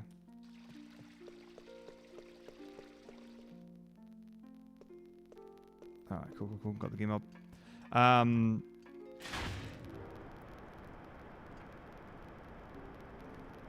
Yeah, it's pretty, like, it's, I think they've done a pretty good job with this one. Because the ones where it's, you know, it takes a day or whatever, and then people are like, yep, all right, fix that problem. It's, you know, and the ad blockers work just fine. And then you, like, I don't know if people remember the Twitch one from, like, a year or two ago, maybe even longer, where you got just, like, the full purple screen.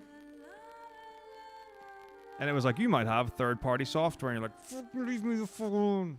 And you just couldn't watch any stream. None of the ad blockers worked.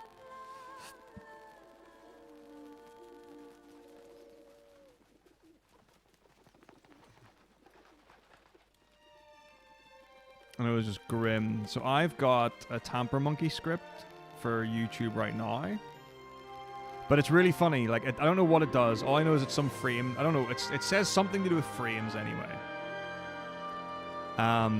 So it works fine on a video. You don't get ads. But if you play a playlist, it automatically loads the next video. And it just goes boom, boom, boom, boom, boom. So playlists don't work. And I'm a Chrome user.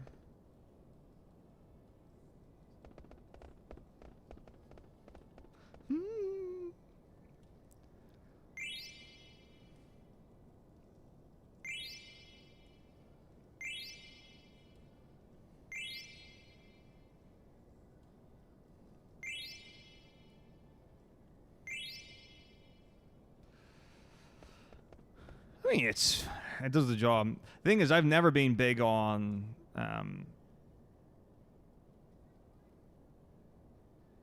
Firefox. Never enjoyed it. Chrome's been great. Edge did a huge job in becoming a functional browser. But yeah, I would never choose to use Firefox. I just didn't enjoy the interface.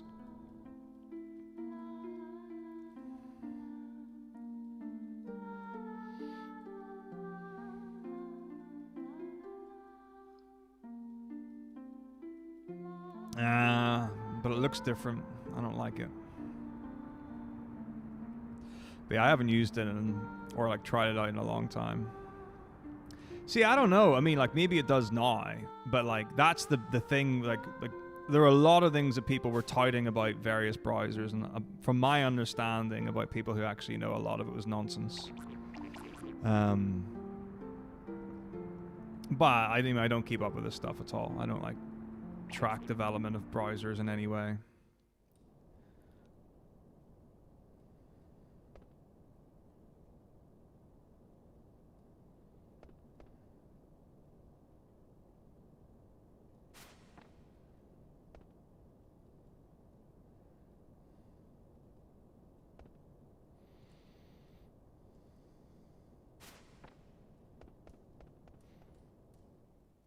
I don't particularly care about bits and pieces. The most important thing is that it loads the websites that I want, and you can have a dark mode. That's pretty much it. Like, that'll do. That'll do, pig. That'll do. Oh, there's a great funny thing.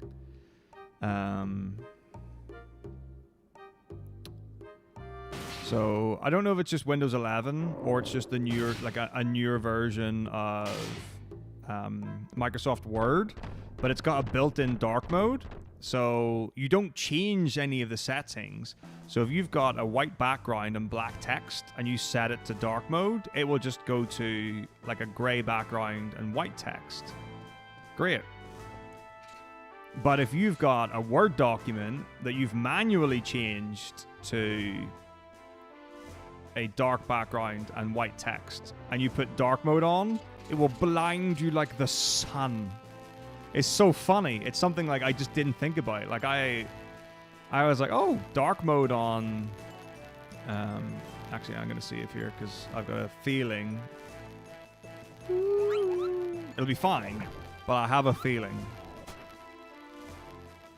because I saw something and I'm not convinced, but it'll be fine.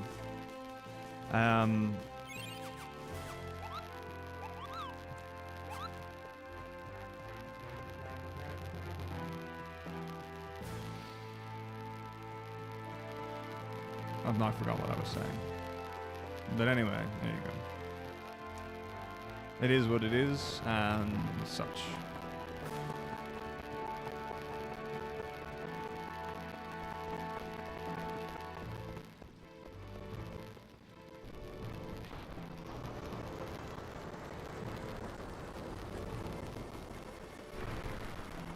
Oh, yeah. So I was like, oh, dark mode on Word. That's pretty neat. And then I opened up the FF5 notes. So Zinfogel's FF5 notes have been manually changed to dark background with white text, as have Dine's FF6 notes. So I opened the 5 notes and I was like, wow, what? It's broken. But it's like, this is why, but it's normally dark and now it's all bright and stuff. Not cool. I don't like this district. I'm going to the business district. It's way better. Business district for life.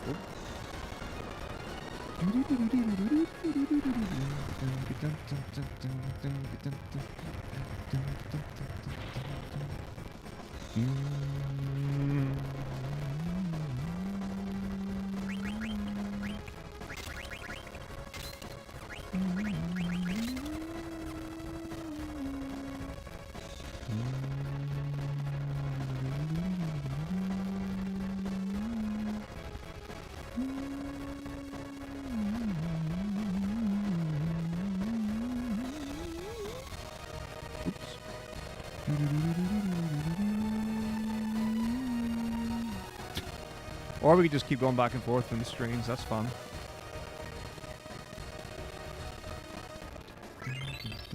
Alright, now we just gotta wait here until the timer...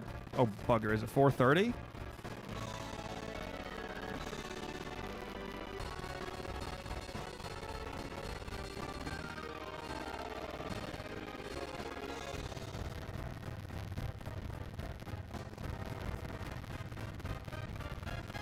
I feel like it's 4:30. I don't think it's 4. I think it's 4:30.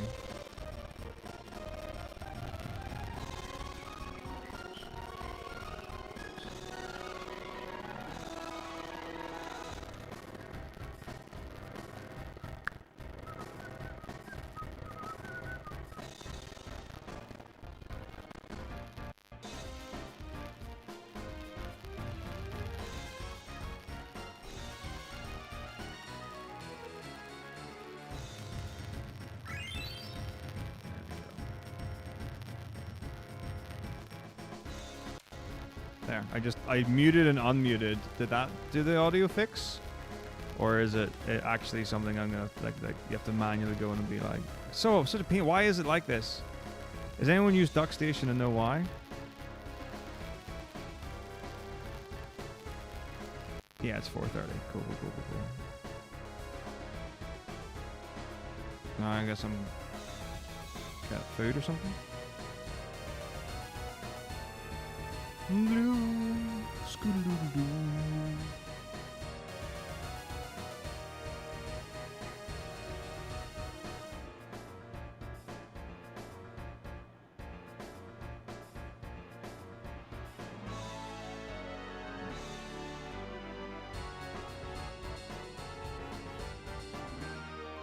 I'm good.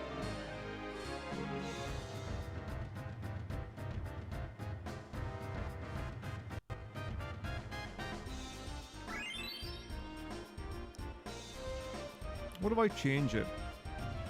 So I can change the back end and I can change the driver.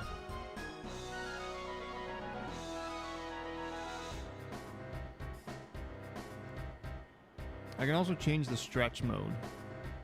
Let's go to X Audio 2. And just not touch anything else and see what that does.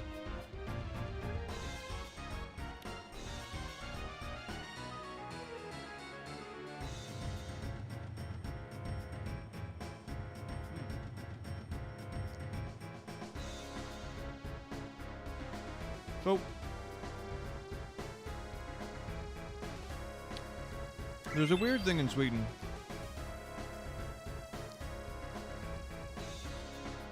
With apples.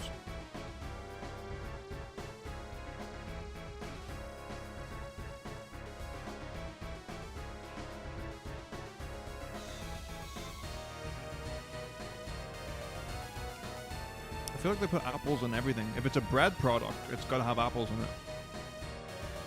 Or like marzipan or something.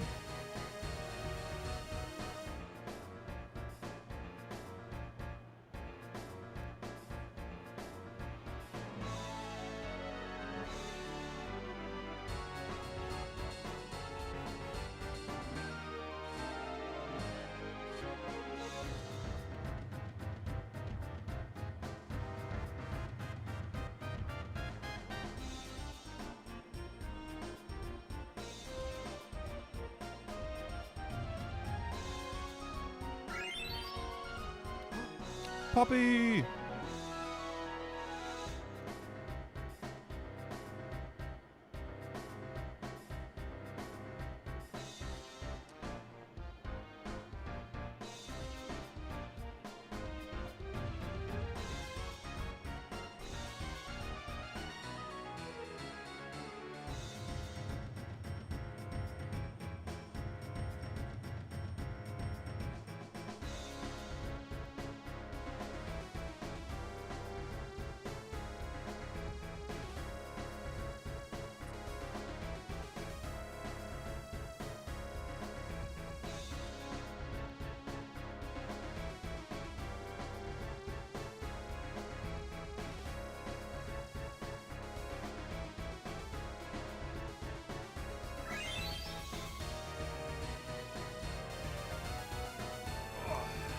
Vagar, no!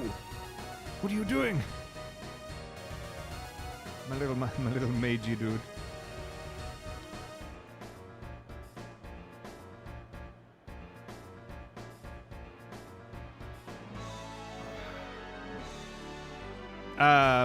Yeah, but in all bosses you have to beat all the bosses, which means that we have to fight the Zagnol, who doesn't spawn until 4 minutes 30.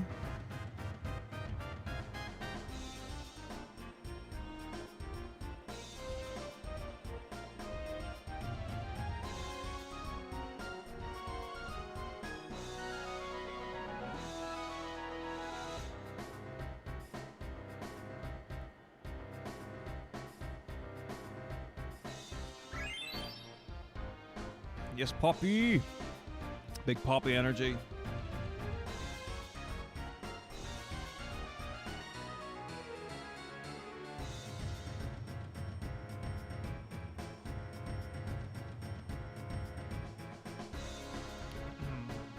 Just, you know, what more could you want?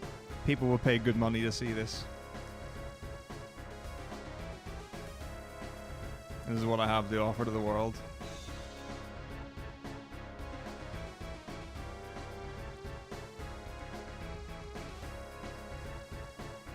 Oh boy, here we go. Get ready, get ready, get ready.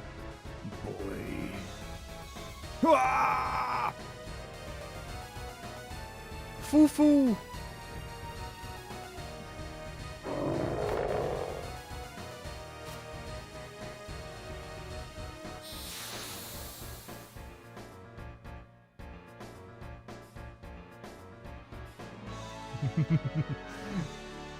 We must hold back the women.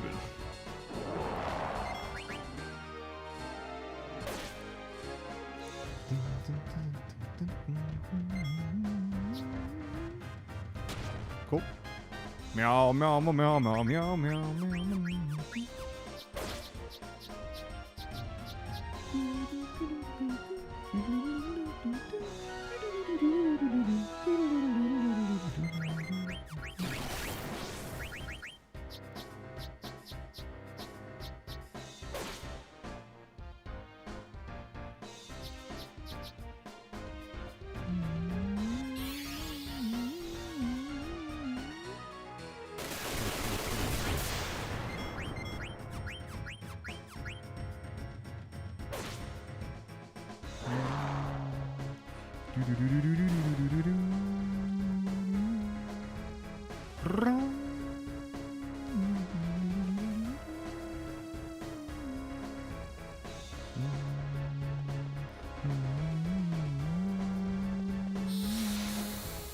Great Scott!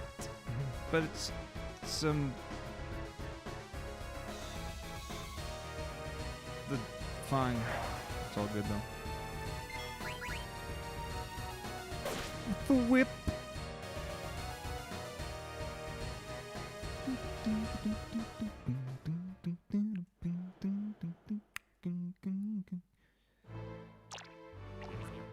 Wonderful. Good job, Freya. You did it.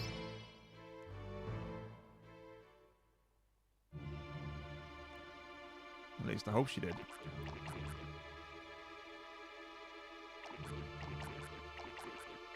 So that's kind of scary for me because historically what we've done is suicided Zidane in the Zagnol fight so that Freya gets the 54 or whatever it is points for the Zagnol.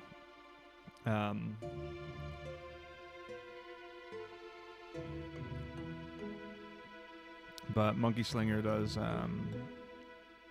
like Zidane killing the Zagnol. I don't think it necessarily matters who does, but like Zidane's getting the points anyway. And then suiciding. So hopefully it is consistent and Freya always wins. That's a little scary.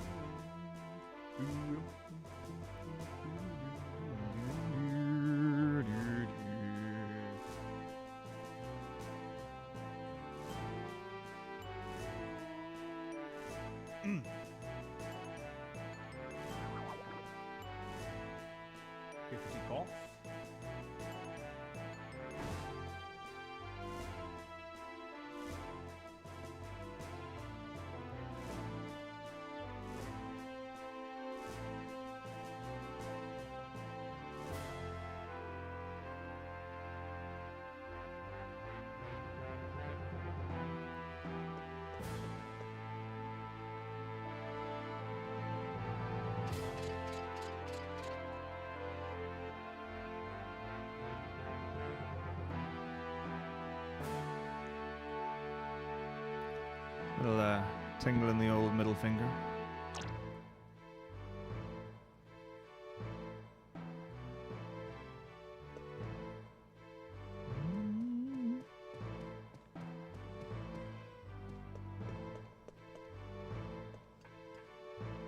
Base level. Some weird stuff about to happen here. It's all getting crazy time.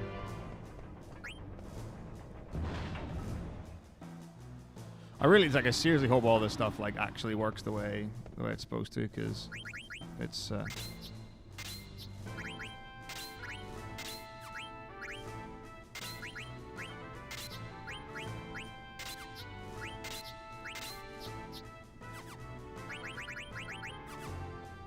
seriously scary. It's okay.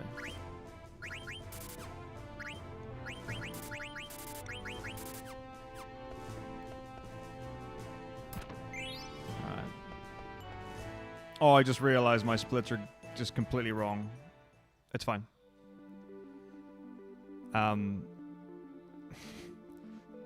There's gonna be... Okay, it doesn't even matter. They're gonna be... Things are gonna be different. Right, we need a name for Quinn. Who's the chef of the League of Legends world? Who's cooking?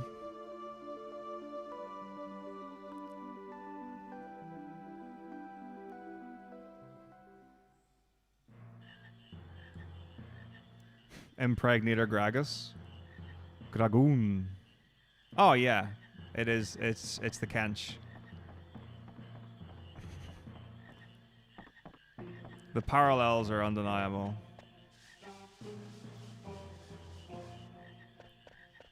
Should we do sexy bridge strats? What?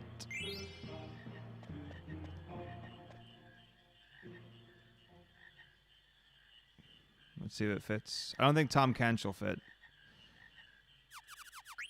So few letters in FF9. Tom K, maybe? Tom Can?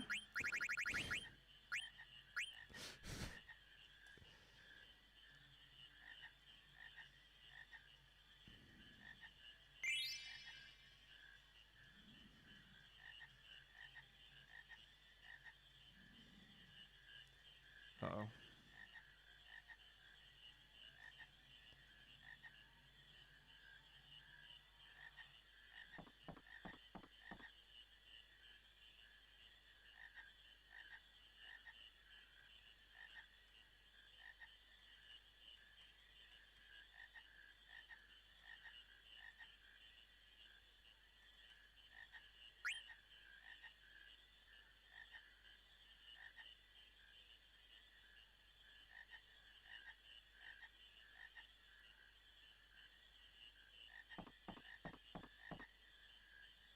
Yeah. Okay.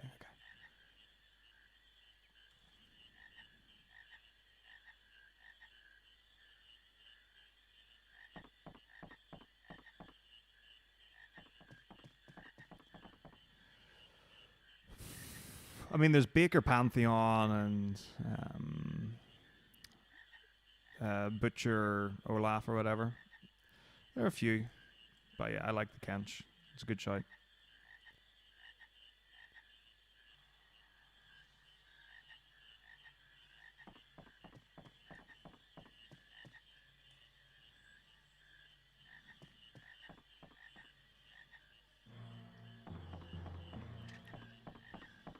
All right, let's catch some frugs.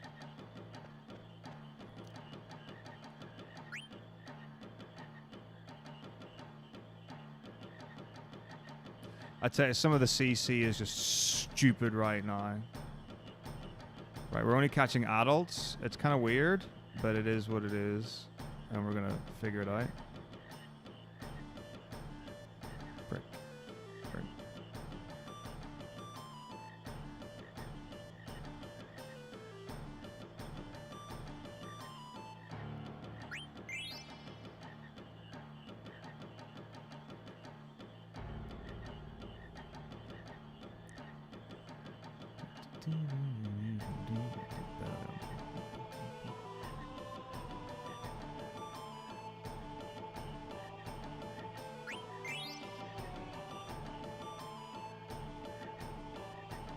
Oh, in what way do you mean unhinged?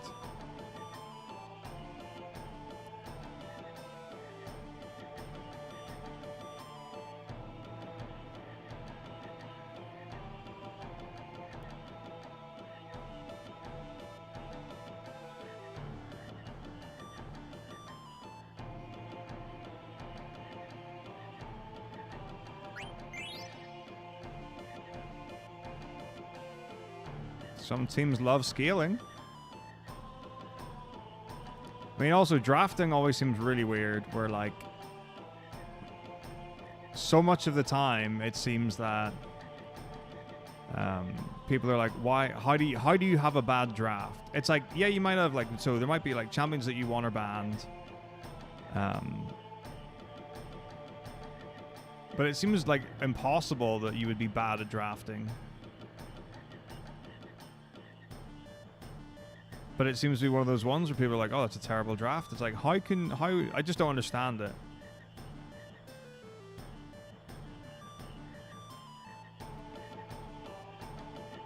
Pro games tend to go longer than 18, let me tell you that.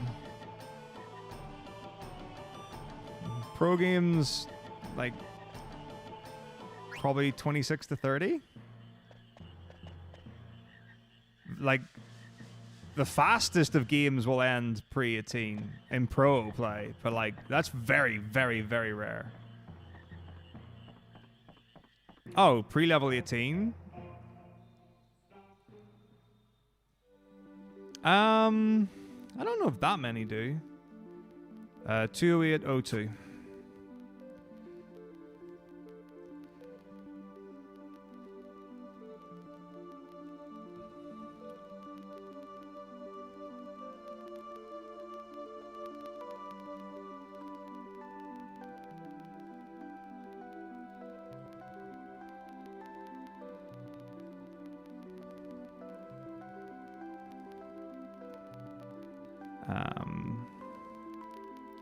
Yeah, I mean, you're not going to see, like, people don't in pro play choose champions like Vigar and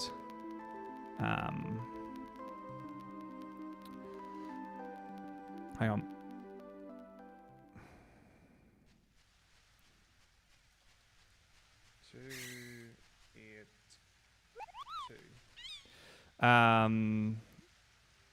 Keel, Cassidin, but like you do see them now and again. But like a scaling champ doesn't, you don't have to. The game doesn't have to go until you're level 18 for that to be like a justification to have a scaling champ.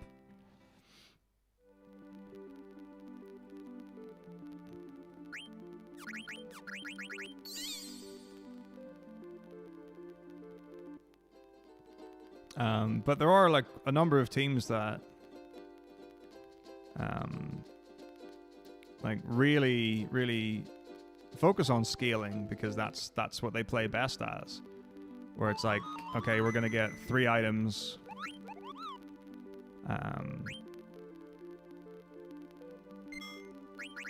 On the ADC, and then hard commit to like team fights. Do you mean like the play of the tank or the actual champions? I mean, let's see. Sejuani, Maokai, and Cassante. I feel like those are the only ones that people are playing.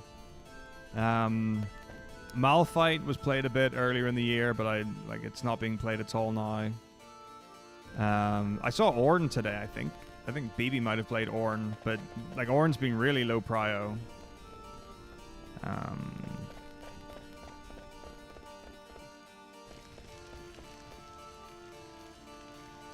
But a lot of top laners are playing your bruisers and carries.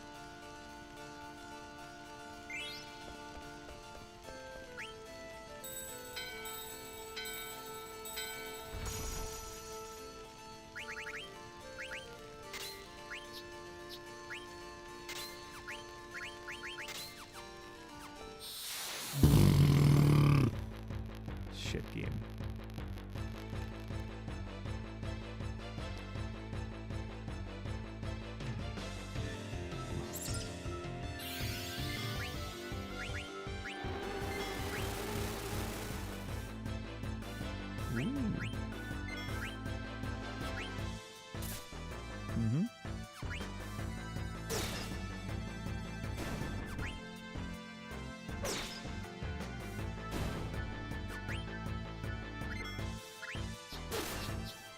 I mean, I have no idea who you're talking about. No one plays Yi in pro play. No. I'm sure it has been played at some point in the world, in the history of life, but like... Yeah. But they're like... Yeah. Well, there's some times that you never see in pro, in pro play that people like a lot in solo queue.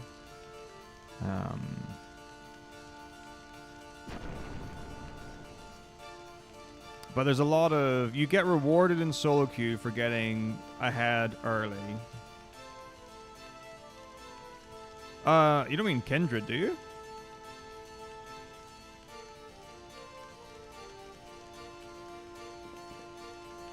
I mean, Kindred's... I don't know if Kindred's been ADC, but Kindred's like an ADC jungler. Razork's played Kindred in a few games.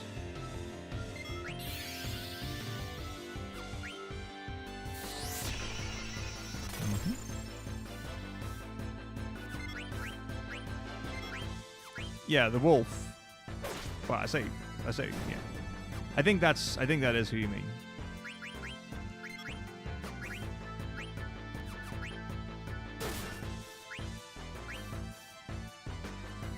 But yeah. So Kindred's like the white, fluffy type thing and has like a shadow wolf companion.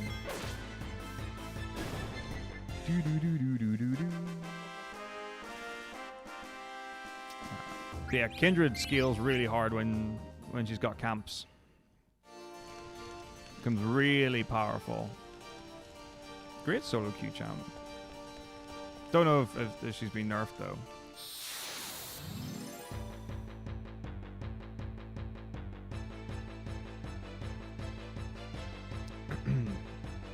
It's been a beautifully refreshing change of pace to not see any Yumi at Worlds.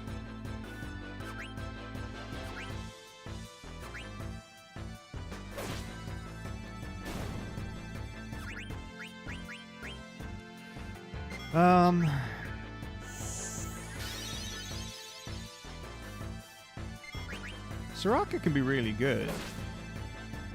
It's like, I don't know. I feel like if you're gonna go for a big healy, supporty champion like that, then Ivern does the job a lot better.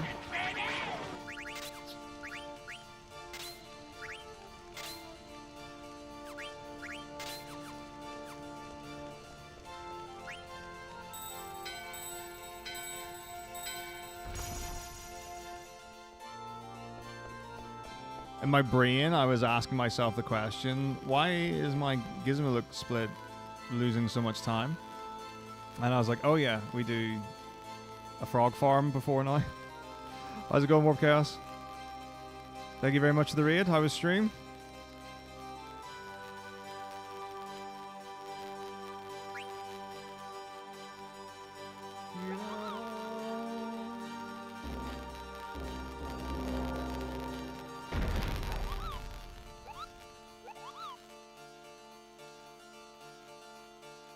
Dynamis. Ooh. Or 11 Dynamic. Yeah, 11's great. I love 11. I'm really looking forward to playing it after 10 real soon.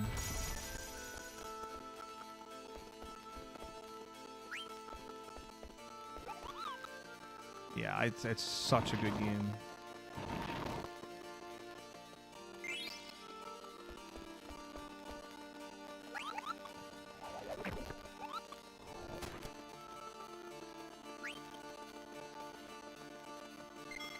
The city was banging. It was really good fun. Got about halfway through the run or so with Miz. Yeah, some cool little tech things, some cool mechanics, some cool tricks.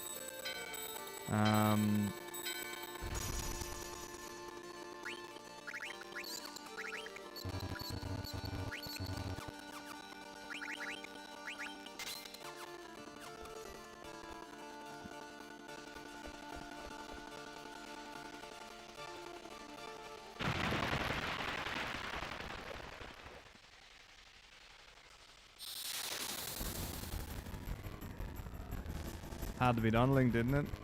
But yeah, I think like I actually really like the new A-Soul. Old A-Soul was just never played, never picked, never used.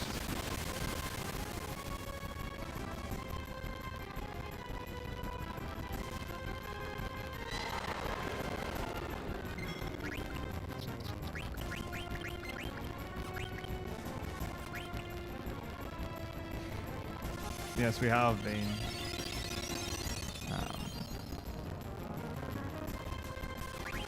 Oh god, what? I guess I get an elixir. That's cool. Alright, we sec.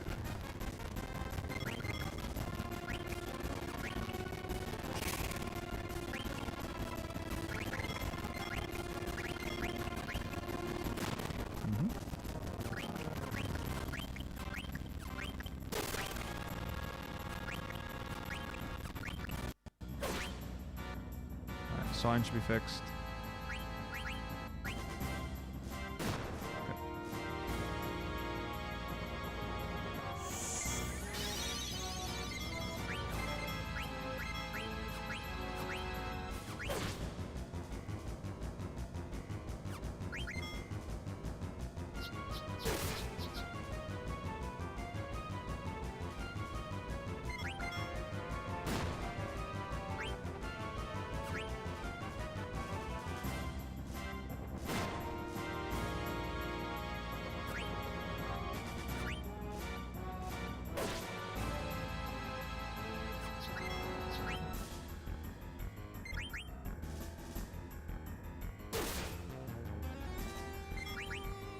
Yeah.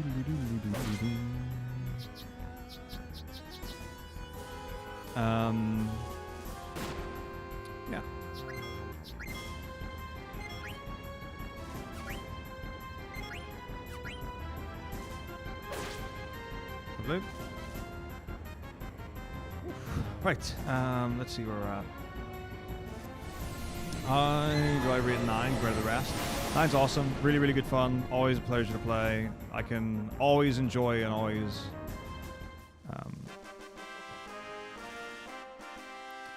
or I can always enjoy playing 9. Like, that's the real... I think that's what makes it stand out, and that's a huge thing for it. Okay, so X Audio 2 didn't do anything for us.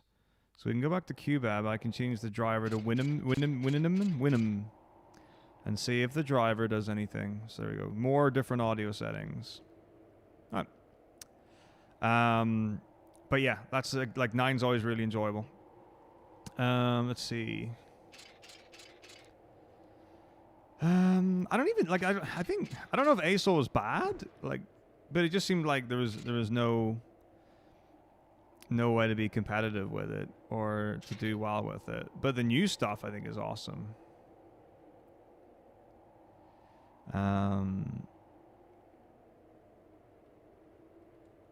But like, what's wrong with the level of play on tanks, Diagroth? Like, what are you expecting and what's not happening?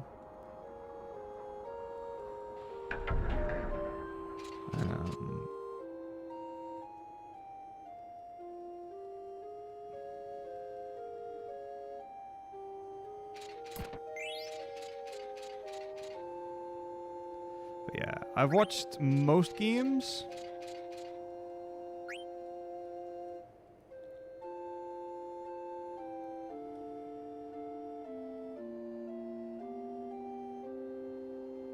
Some of the Chinese and Korean games I've not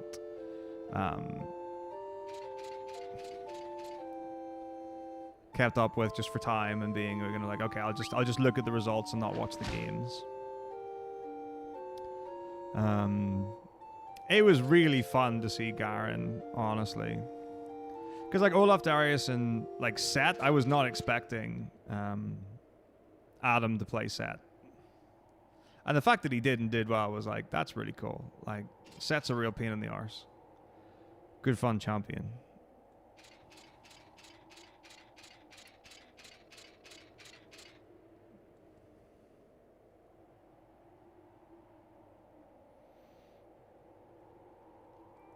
But yeah, like, Jax is a lot of people's go-to. But Rumble is like hard carrying top lane. Like, Rumble is just like destroying people. Yeah, it was a lot of prio early in Renekton. It was definitely like what was most popular in summer coming into Worlds, I think, for top. Now I think it's more there's more Rumble and Jax than Renekton from what I've seen. I think anyway. I could be wrong, but that's what I'm thinking.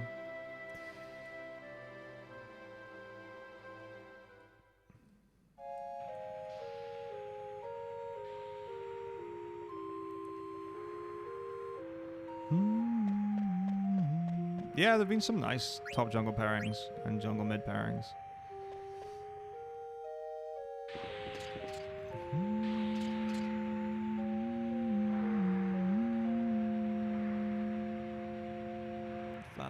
Flat.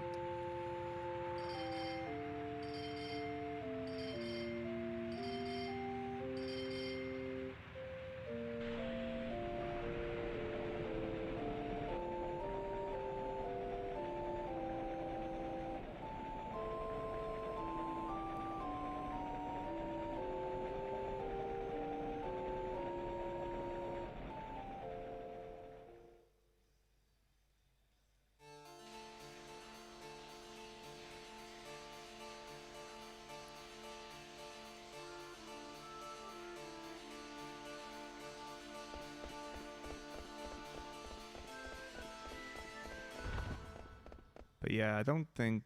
I mean, okay, there are some some top laners who are having an impact on the game.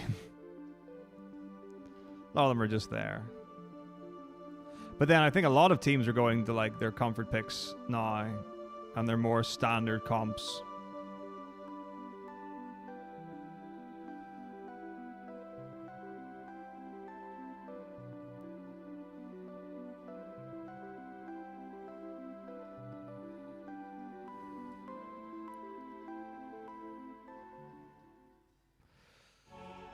Love to see it.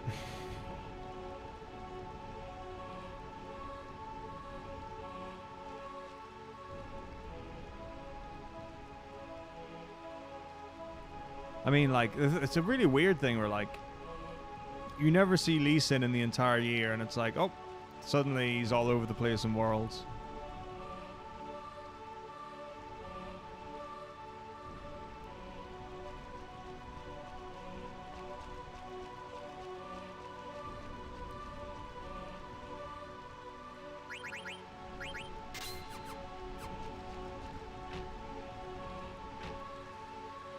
Yeah, I mean, you just don't want to be dealing with the Maokai ult, really.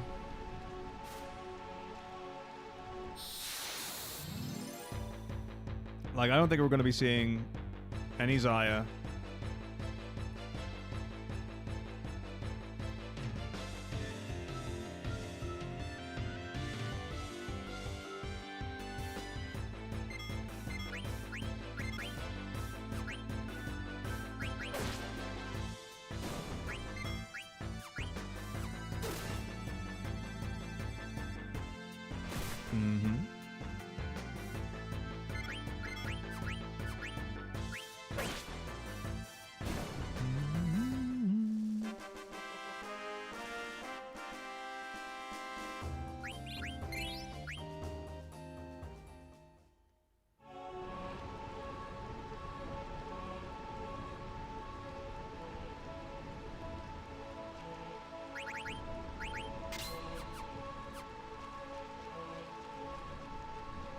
The floaty Pokemon dude.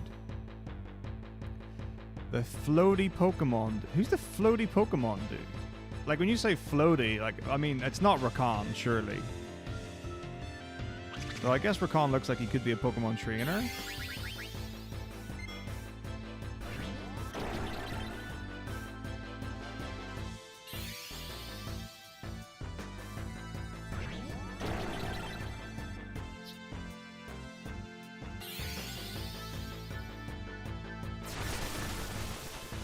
Rakan's great. Do you mean like looks like a Pokemon, or looks like what do you mean by Pokemon dude? Miles is never picked.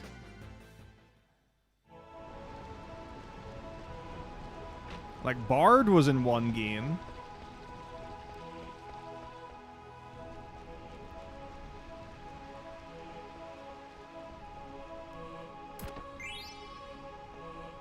Oh, Belvath definitely looks like a Pokemon. Yeah. And she's only been picked in like a couple of games, and I don't know who played her most recently, but it wasn't good. It might have been G2 actually.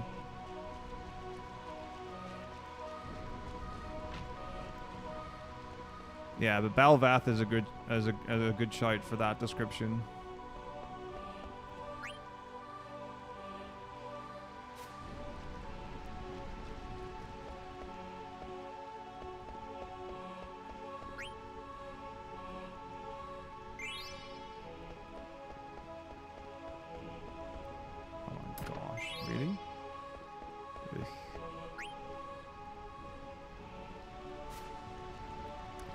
Yeah, a couple of the EU junglers have had good Belvath games, and then there have been some that they just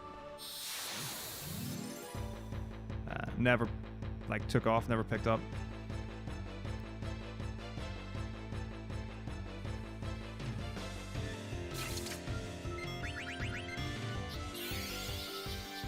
Well, the thing is, Wukong had a really good game. I don't know if it was like Canyon or Peanut or whatever. I think it was one of the Asian junglers played Wukong and did really well with it. Yeah, but I don't really know what like the thought process like the players are going through. Because like people wouldn't be picking Wukong because he got nerfed. And there's not an obvious good reason for picking Wukong.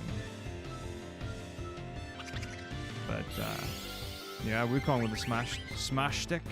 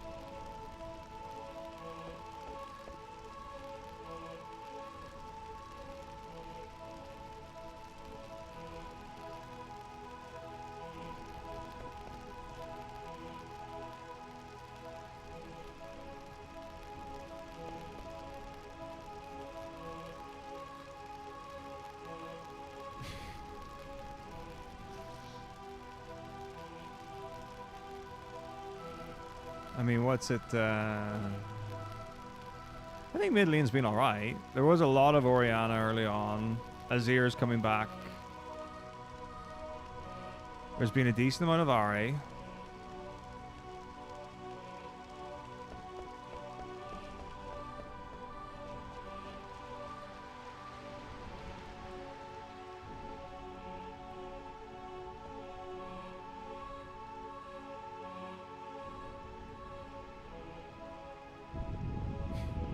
What, Cassiopeia? There's barely been any Cass.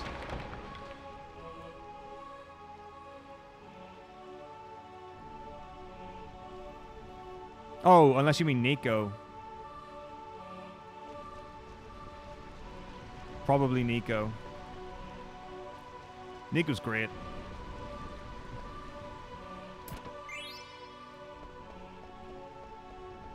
Yeah. Yeah, the Nico rework was awesome. Yeah, I mean, early on people were trying, or were doing like really creative and innovative things. And some of the stuff worked out well. But like her ult's like always useful. Is kind of like the impression I get anyway.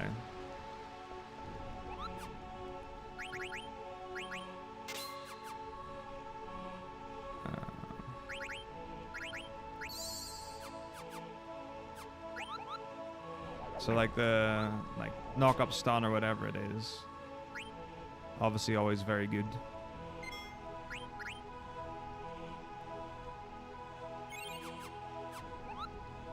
Oh, Talia? Yeah. So they, I don't know if they buffed mages or they buffed like AP jungle or whatever. But yeah, like around summertime, there was a lot of people running AD mid, AP jungle. So Talia had a lot of popularity then.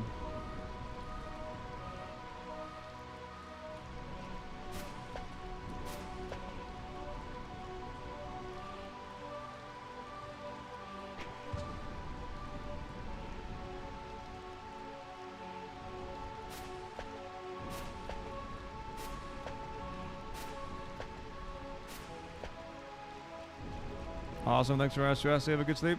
Catch you in a bit. Good night.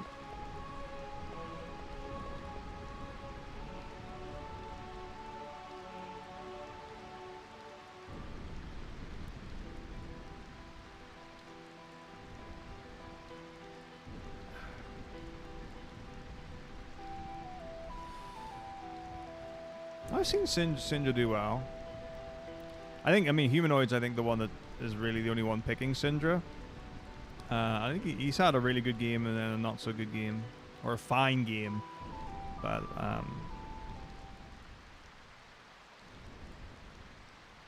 don't think I ever see Humanoid doing badly with Syndra.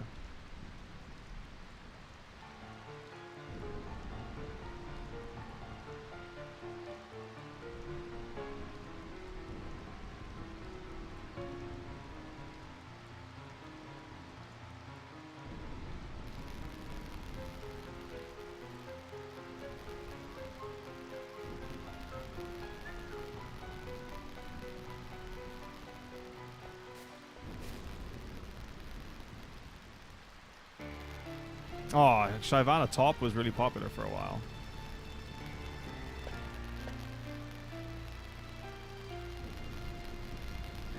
Pretty busted.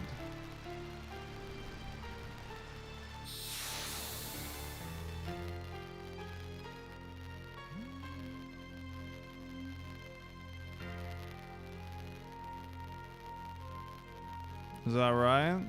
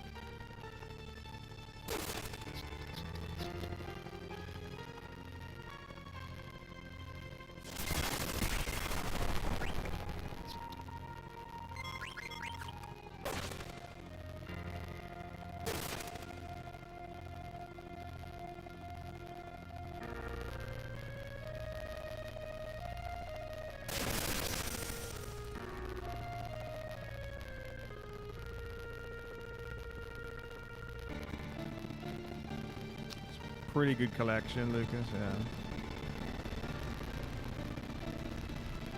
yeah. All Q cleavers. Okay. Don't think I'd ever seen.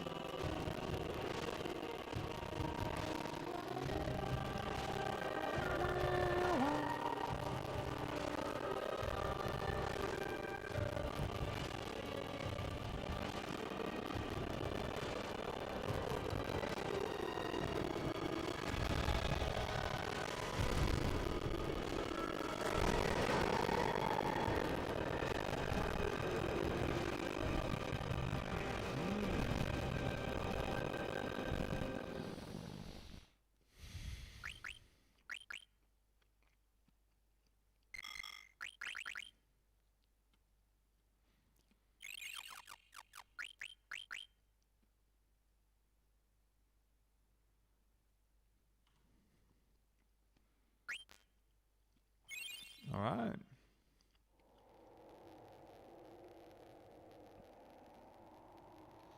I think maybe it's time to stand. Ooh.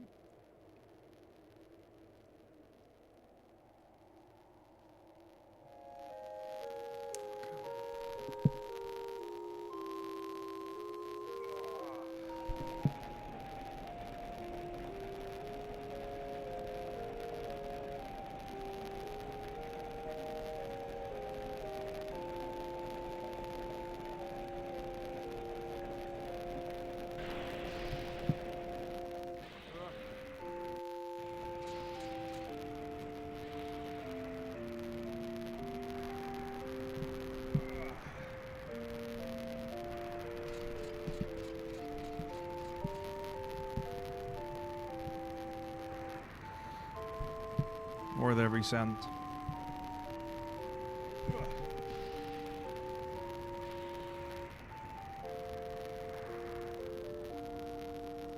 I feel like something was getting stretched there.